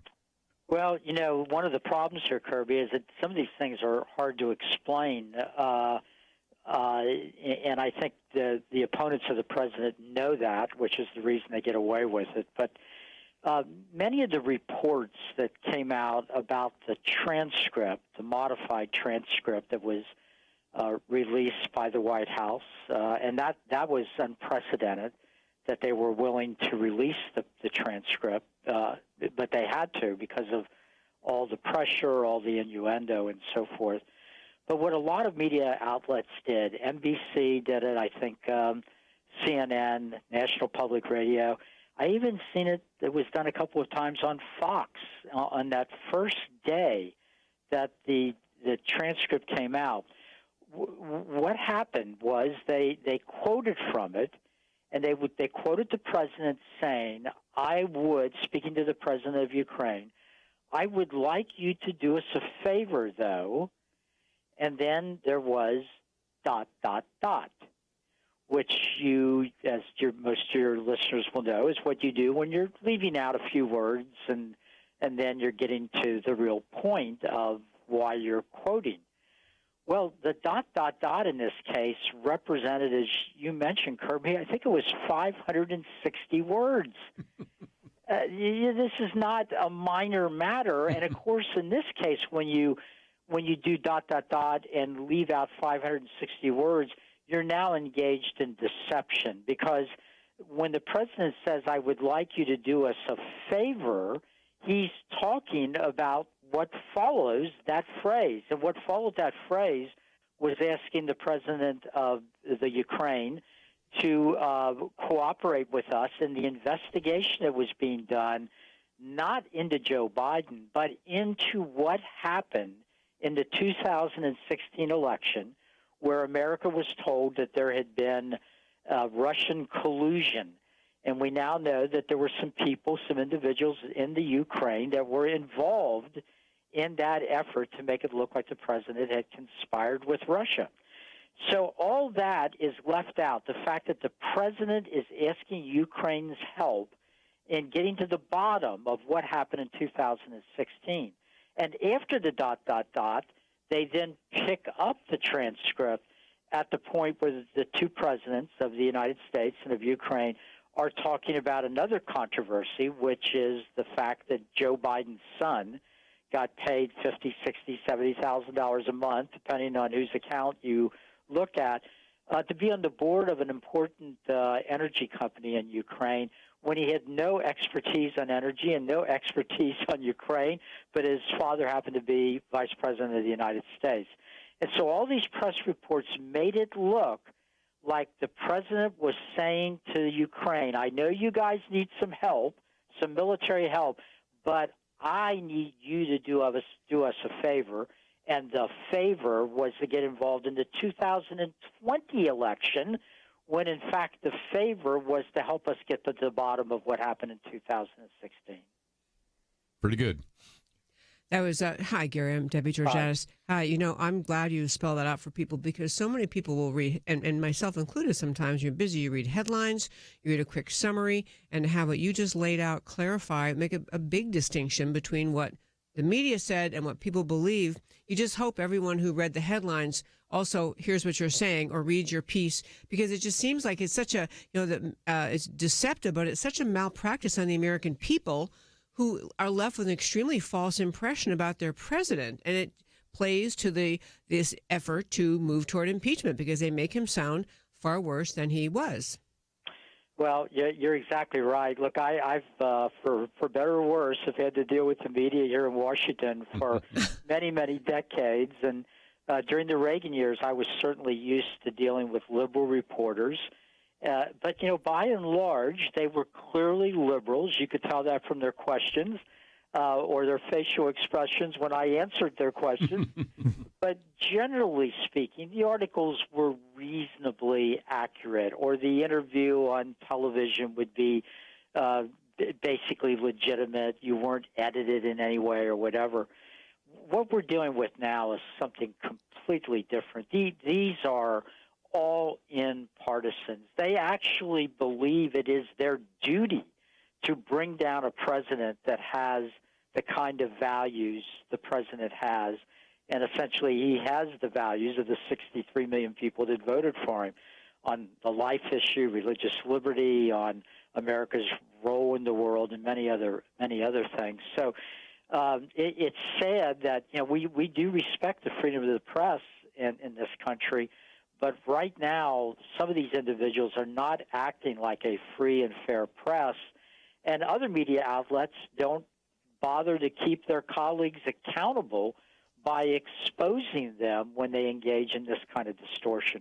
Let me just mention that you can find Gary Bauer's piece from yesterday. It's 4 pages, and it starts with the media malpractice and uses an example from NPR, which usually is one that we can depend on, and that goes on for 2 pages. And then we have one on the Director of National Intelligence. And then, as we've talked about before, then we have Adam Schiff's skit. We call it the Schiff skit.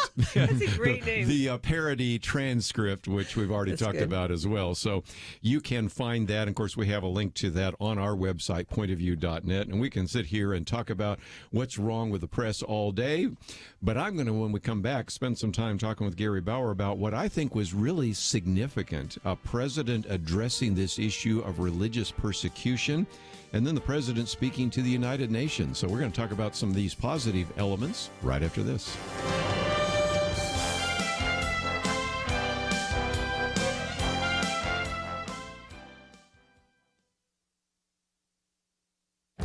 This is Viewpoints with Kerby Anderson.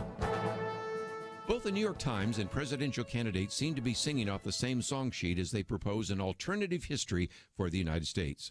The newspaper has its 1619 project arguing that the nation didn't begin with the Declaration in 1776, nor with the Constitution in 1787. It began in 1619 when the first slave arrived at the Jamestown settlement. Beto O'Rourke has picked up on this theme, proclaiming that racism in America is endemic. It's foundational. We can mark the creation of this country not at the 4th of July, 1776, but August 20th, 1619, when the first kidnapped African was brought to this country. Both the newspaper, along with progressive professors and politicians, want to rewrite American history. In a recent column, Maccaben Thomas Owens provides some background. Back in the 1930s, Antonio Gramsci, the father of cultural Marxism, proposed that socialists and communists subvert Western culture from the inside. One of my radio guests reminded us of one activist who described this project as a long march through the institutions. That is exactly what has been done in the classrooms of America. Many students were required to read Howard Zinn's book, A People's History of the United States. Owens refers to this as a disgraceful work filled with outright falsehoods, omissions, distortions of evidence, logical fallacies, plagiarism, and dubious sources. We shouldn't be surprised at what is being talked about today.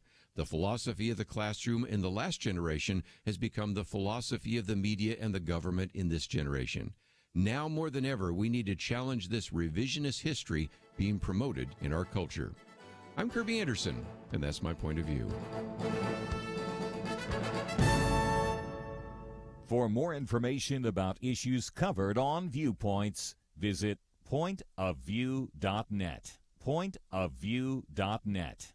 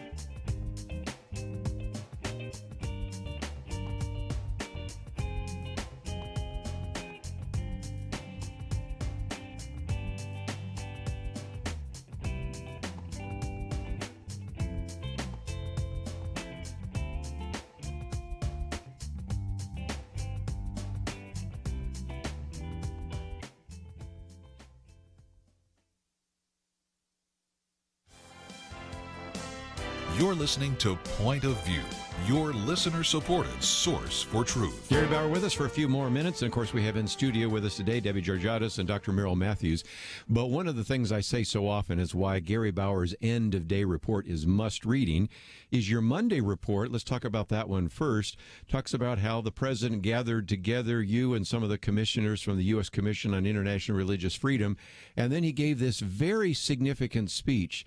Now, you worked for Ronald Reagan, Gary, and I appreciate all the things Ronald Reagan did, but I think in some respects this was unprecedented, where you have a president of the United States talking about the fact that 11 Christians are killed every day, that 80% of the world is facing religious persecution, and the United States is founded on the principle of our rights, that our rights come from God, not from government. And I just think that was such a significant speech, and apparently you believed it too, because you devoted a fairly significant amount of your end-of-day report recounting some of the aspects of that speech. Tell us more, if you might. Well, it was really significant, Kerby, and you're right. I love Ronald Reagan. I started my interest in politics because, like a lot of people, I heard him give a speech way back in 1964 when I was just a youngster.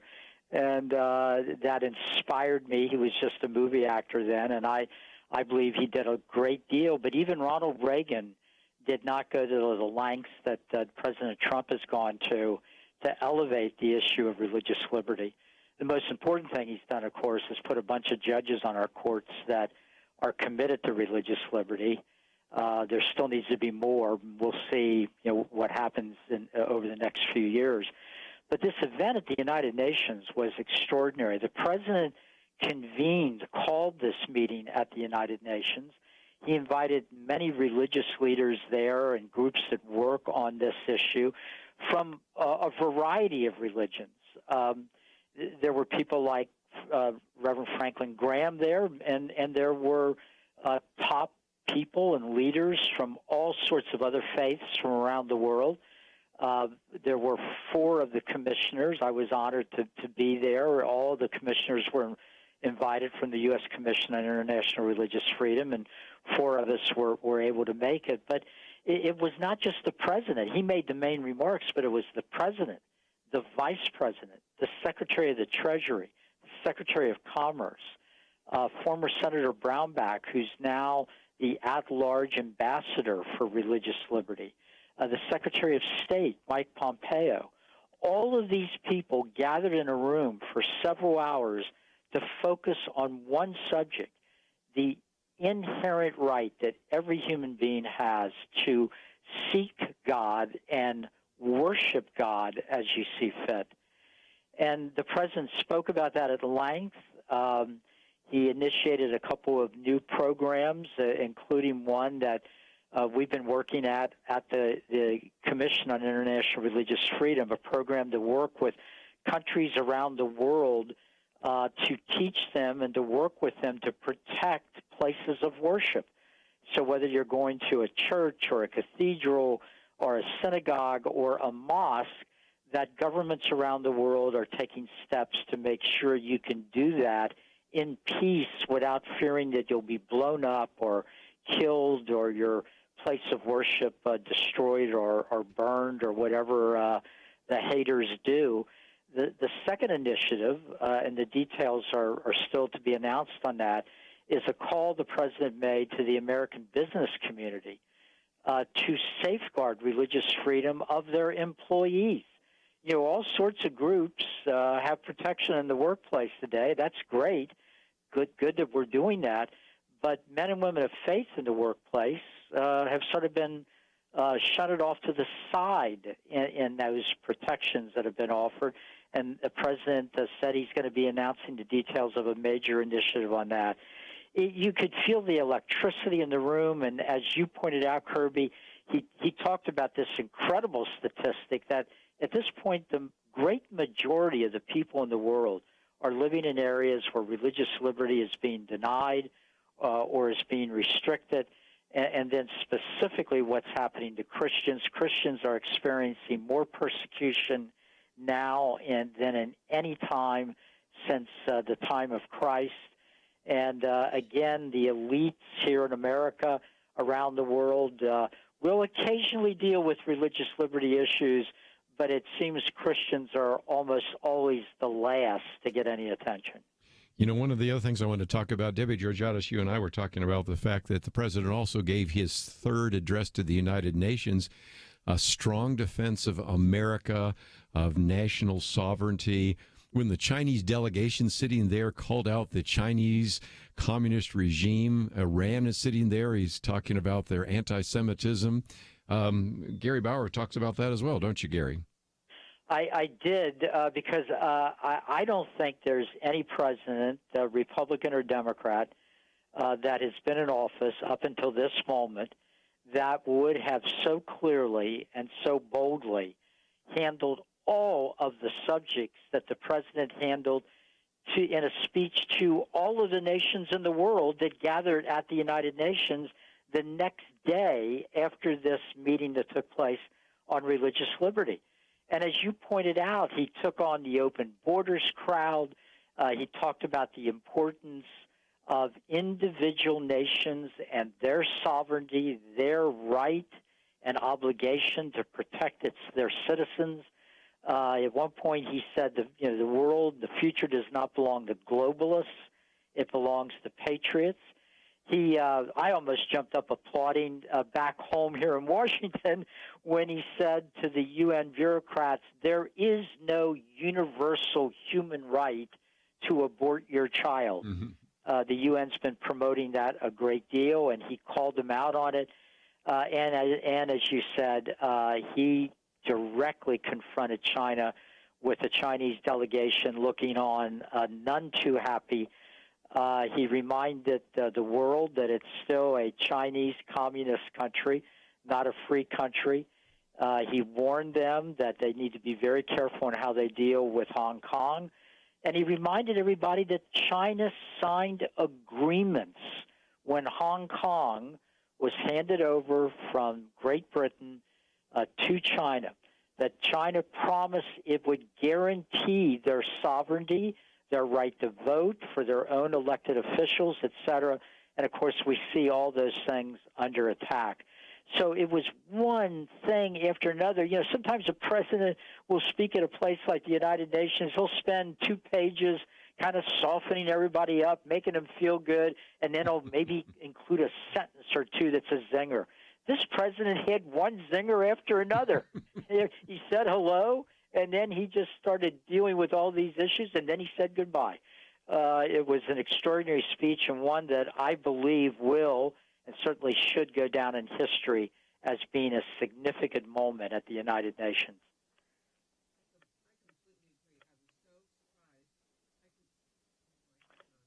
Yeah, maybe you don't have your mic on at the moment. There we go. There it is. Okay. Yeah. I could not agree more. I did clap at home, actually, Gary Bauer. I was watching on my computer like you go, guy. But you know what I love? None of it seemed gratuitous or unnecessary or unfair shots at any countries. He was just saying, look, we're America. We stand for freedom in this world. We want, and even the beginning of the speech, he said something about, we have 2 conflicting forces in the world. We have people who simply want to control others and people who want to allow their countries to live in freedom. I'm paraphrasing, but it was a great kickoff to a lot of what he said. And it was kind of the central battle in this world between many factions is, do we actually all believe we have the right to live in freedom, or in one way or another capitulate to entities or thought group, whatever you want to call them. I could name names, but I'm not trying not to. But who just want to control your life. It was very profound right from the beginning. Yeah. Yes. Well, Gary, if nothing else, just before I run out of time, I want to encourage people to get your end-of-day report, because you do give us a summary of the religious freedom speech on Monday, and then, of course, this speech on Tuesday. And, of course, as you go there, you'll also find the one on media malpractice from yesterday. And in just a few minutes, I'll probably get my Friday end-of-day report. But if nothing else, I just appreciate you giving us about a half an hour. I know you're a busy person, but I just wanted to focus on that because you know as well as I do, the mainstream media doesn't spend as much time talking about those things as we do, and you do. So thank you for joining us and reminding us of some of the very important things the president was doing today. Well, everybody else was obsessed with the impeachment discussion this week. Well, you're welcome, Kerby. I am always honored to be on your show. You've been an incredible warrior over the years and an incredible communicator, bringing people the information they're not going to get elsewhere, or they're going to get in a distorted form. So I can't think of anything better to do at any given day than to be on with you and your other guests and co-hosts in order to bring the truth to your listeners, and which I hope are growing leaps and bounds as we talk. Gary Bauer with us, and we have a link on the website when we come back. It's been Climate Week, and I wanted to hear some comments about climate change around the table. We'll do that right after this. So when people first hear about Medi-Share, they have questions. Some good ones, like, what is it? Well, Medi-Share is a Christian healthcare sharing ministry. It's not health insurance. It's a different way of doing things, which leads us to this question. Why do so many become Medi-Share members? 2 big reasons. They save a lot. The typical family saves $500 a month, and they feel great about it. With Medi-Share, you aren't forced to pay for things you don't believe in. Find out more. 855-SHARE-40. That's 855-SHARE-40. It seems we can't get through a day without hearing how science has been corrupted to support political goals. Media entities have sold out truth for the sake of favored narratives. Even some religious groups have abandoned the Bible to support things based on feelings. So who can you trust? Kerby Anderson and the Point of View Truth Team are your source for real news. Learn how you can make a difference by joining the team at pointofview.net/team or call 800-347-5151. In a world of unending fog, Point of View is a shining light. Do your part at pointofview.net/team or 800-347-5151. Point of View will continue after this.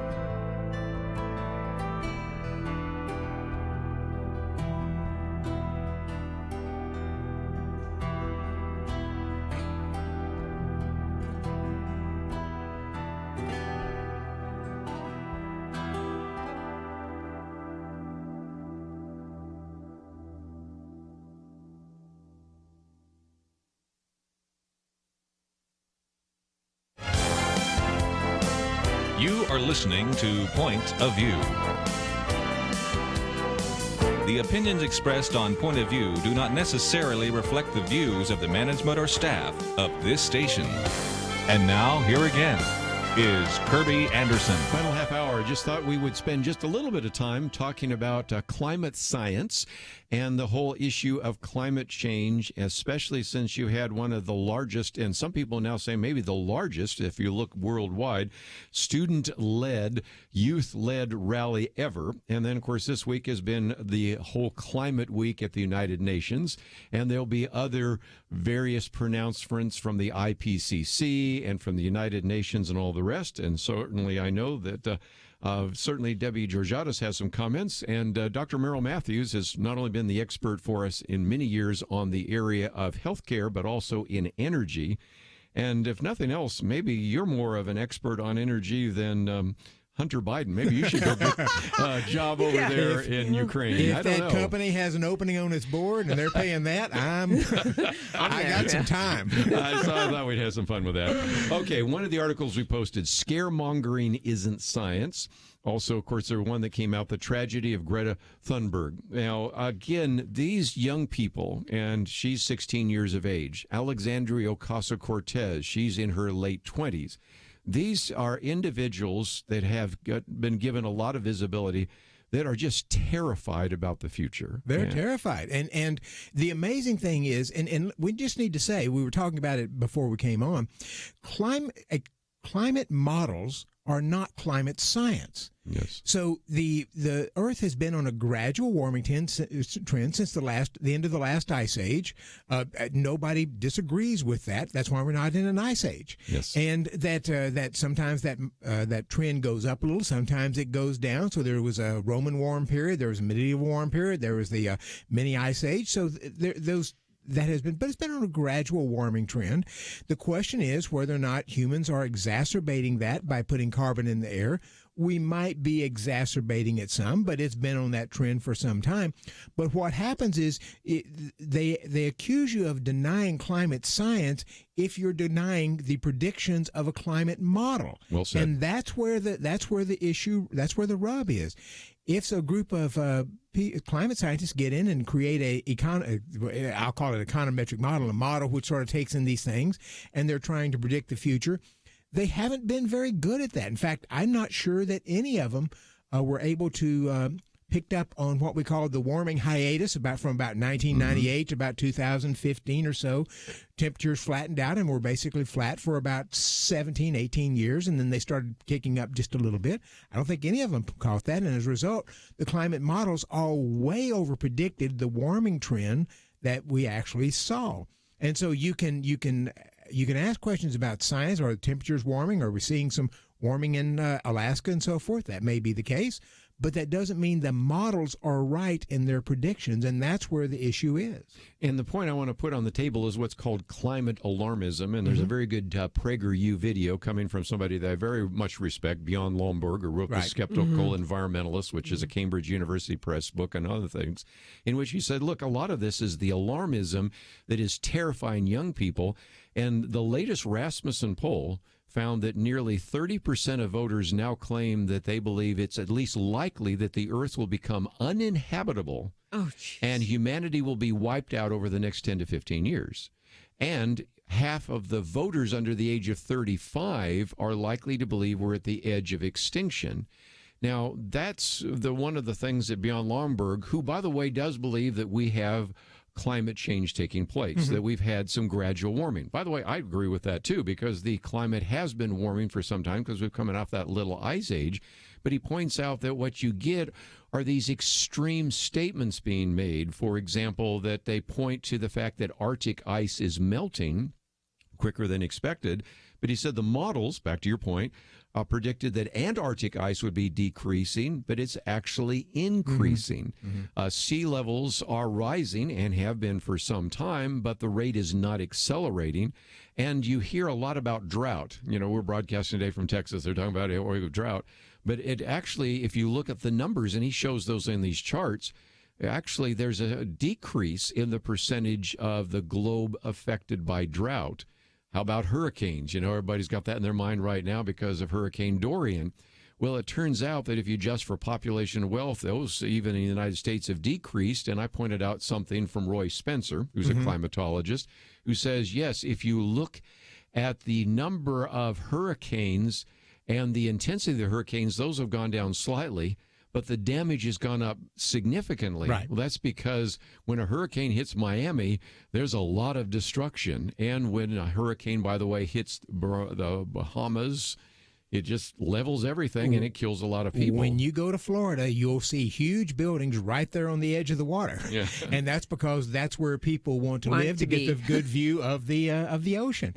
And so if a hurricane comes through, the damage is bigger. I mean, if you were going like to a place, Fort Pierce, sort of in the middle of the state, 30, 40 years ago, Fort Pierce was just a little bitty town. I mean, one-story houses, small houses, they've built up over the years, and so the damage is going to be significantly more if a major hurricane hits there. That's just where people want to build their homes.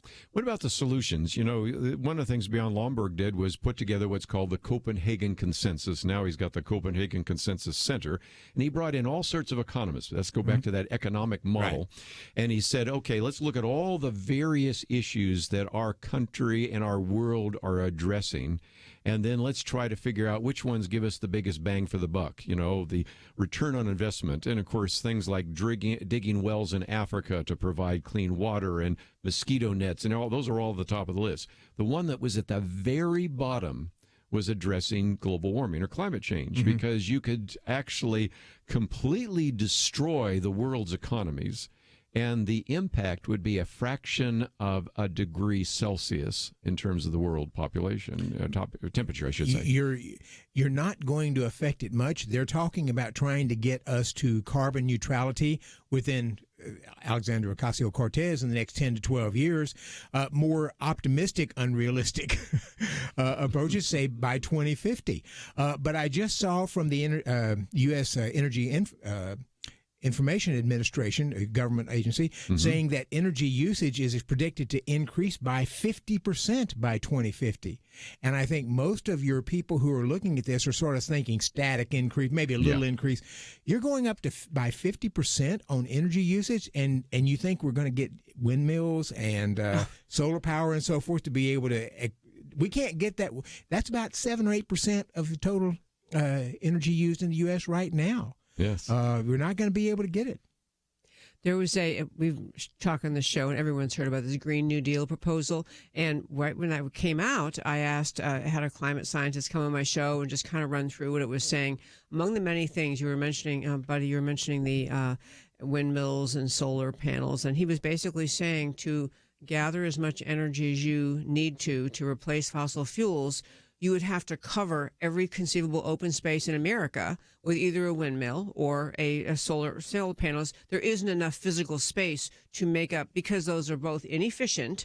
Both of them are inefficient sources. If the sun's not out, if it's not windy, intermittent and inefficient, that you can't do that. And the other, maybe we'll wait till after the break to get this aspect of climate change. But when you look at the extreme proposals made on behalf of those who are deeply into the climate alarmism, you realize it's a manipulated political issue. It doesn't mean that climate change doesn't happen. It doesn't mean everyone agrees we have to protect the environment and clean air, clean water, and be thoughtful. But the mission that many of the strong advocates about climate alarmism propose, these are just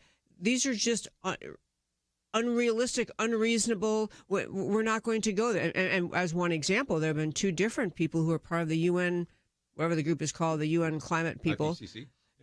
Who said at different contexts and different speeches that the real purpose of this international climate deal is the redistribution of wealth. And that's a lot of what's behind the big players pushing all this. It is a redistribution of wealth that is allegedly because certain low-lying areas in the world are going to be underwater if we don't do it. So that was part of the Paris Agreement. They $100 billion a year, I think they wanted redistributed, and Barack Obama and others were willing to go for that. But if you ask the question, how many countries support this, the large majority were getting money from everybody else. So right. Didn't you do a calculation on how many windmills it would take? I did. If you wanted to replace fossil fuels currently with windmills, you'd have to go from about 60,000 and add another 600,000 windmills out there just to replace fossil fuels. That doesn't include nuclear, which they want to get rid of as well. Right. It doesn't include some of the other things. So that's just to get rid of the fossil fuels. 600,000. 600,000 more, including the 60,000 that we have. So we'd be about 660,000 windmills out there. We wouldn't have any birds left. And on a still day, they're all standing still. Yeah. And each one of us maybe have room for one windmill in the backyard, but probably not. So that gives you a little bit of an idea where you'd have to place them, too. IPCC, by the way, stands for the Intergovernmental Panel on Climate Change, since I was mentioning that before. Let's talk about where do these ideas come from. I'll read a few examples right after this.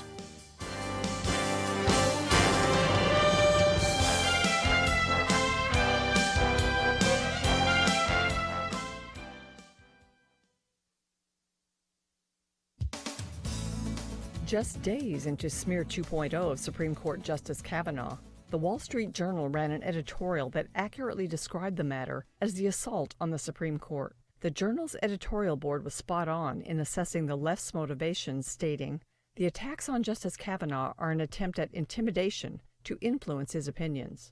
As a nation, we're already figuring out that Justice Kavanaugh will not be intimidated. Failing to intimidate," the Journal continues, "they want to portray conservative opinions of the current court as illegitimate. These attacks on Kavanaugh are meant to plant seeds of doubt about the entire court." The Journal goes on to describe other aspects of this strategy, which includes regular campaigns lecturing Chief Justice John Roberts about legitimacy whenever a case with political implications is heard.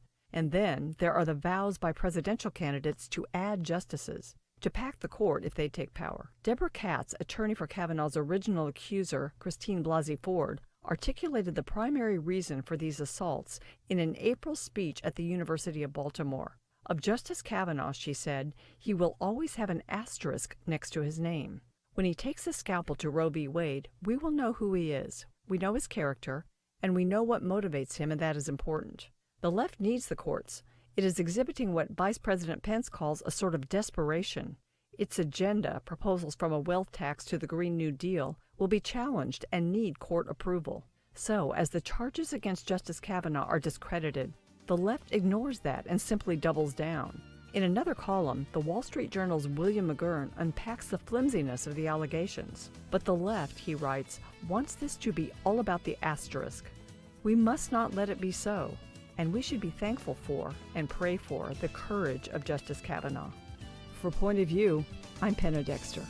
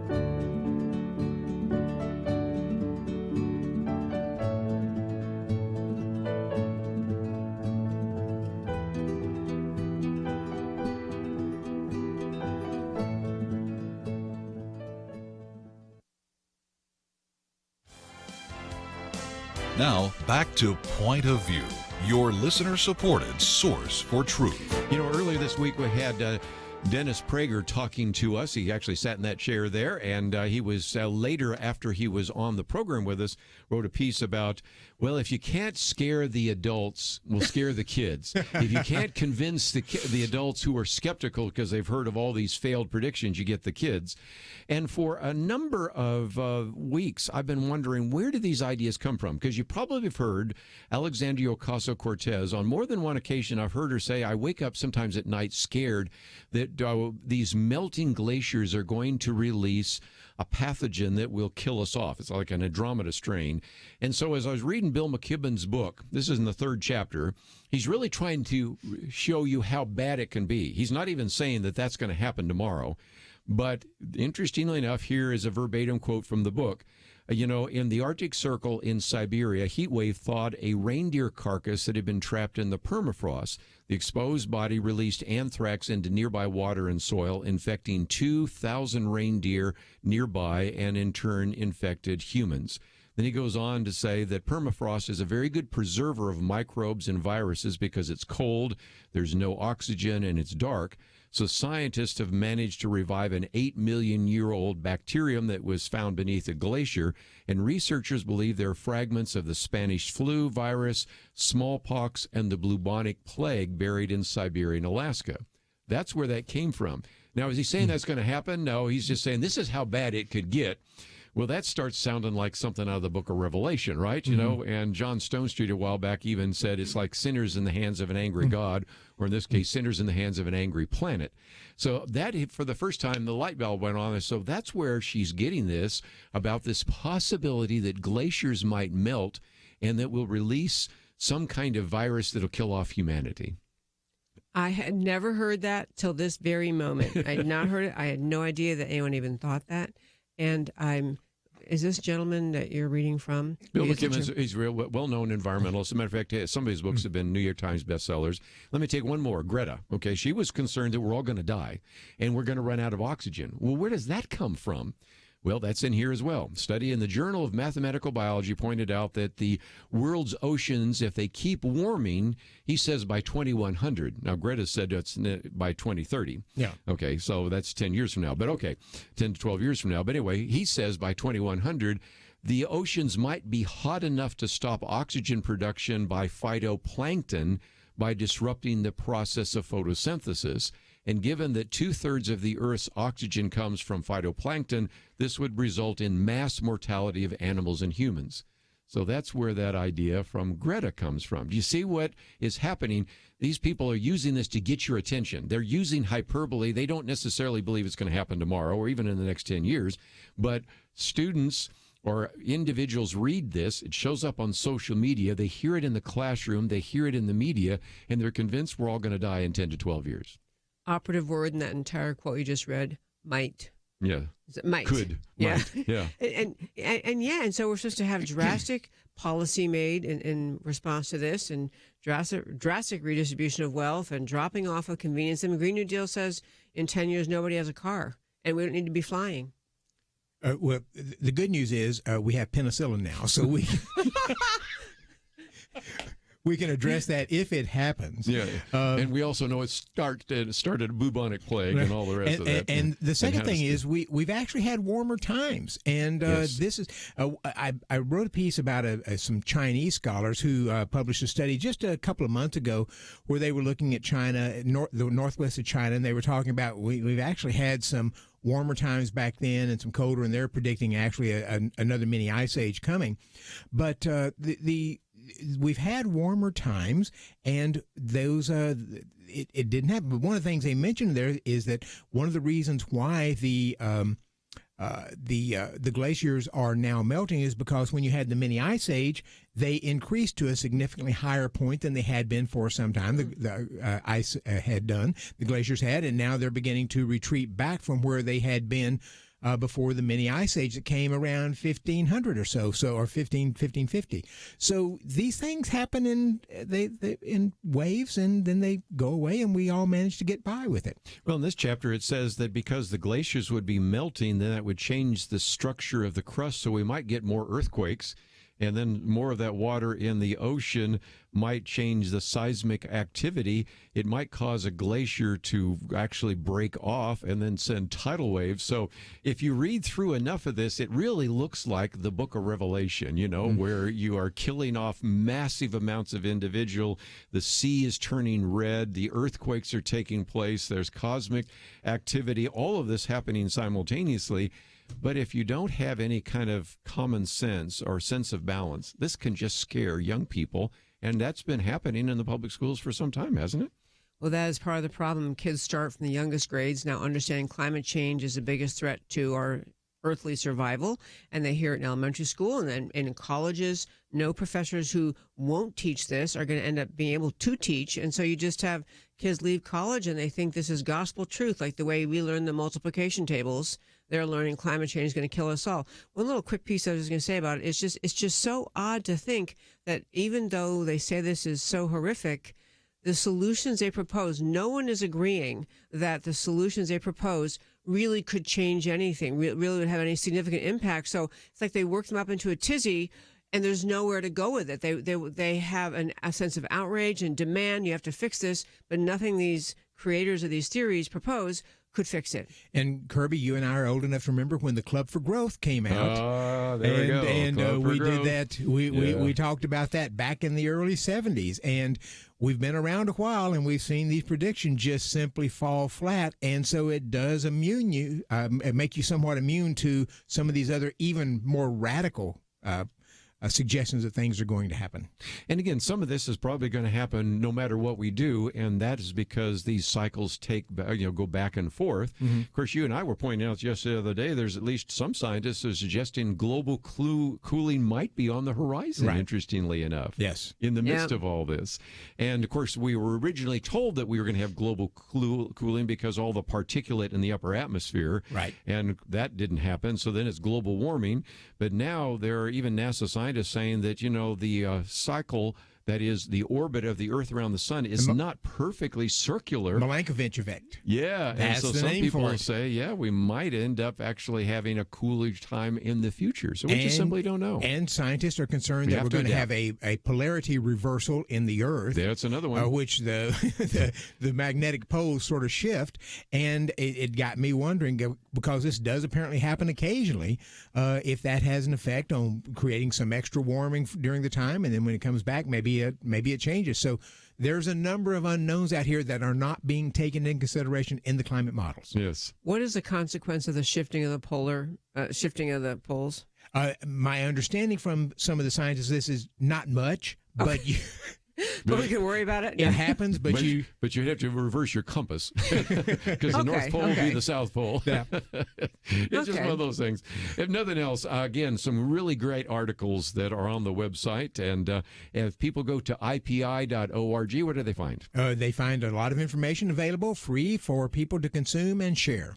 And America, Can We Talk? AmericaCanWeTalk.org. You can see all my old shows, a lot of postings, great thinking, and you can see the podcast and upcoming shows too. And if nothing else, AmericaCanWeTalk.org. I'm going to be listening on Monday because I got a feeling some of this will end up on your next show. It happens every time. Well, thank you both for being here, and I want to thank Andrew and Steve for their help behind the scenes. And next week we'll be getting into some more of these really important topics. Ruth Graham will be in studio with us. We've got a number of people that we'll be talking about. But most importantly, go to the website pointofview.net. You can find out more about some of the things we've posted. Also, I would encourage some of you, if you've said, boy, I've heard some things today that I've heard nowhere else, would you consider joining the Truth Team? Your gift would be greatly appreciated. And so, again, I want to thank Andrew and Steve. Have a great weekend. We will see you back here on Monday, right here on Point of View.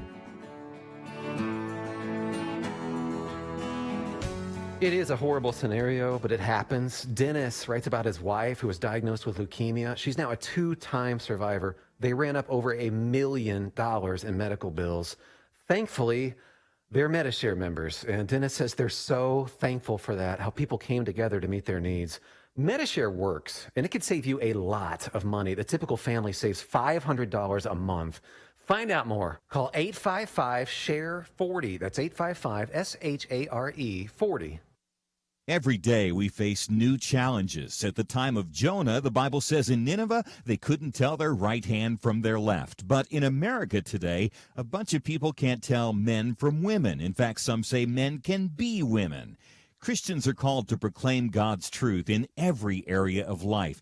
But who has time to study every crazy new thing the world can think of?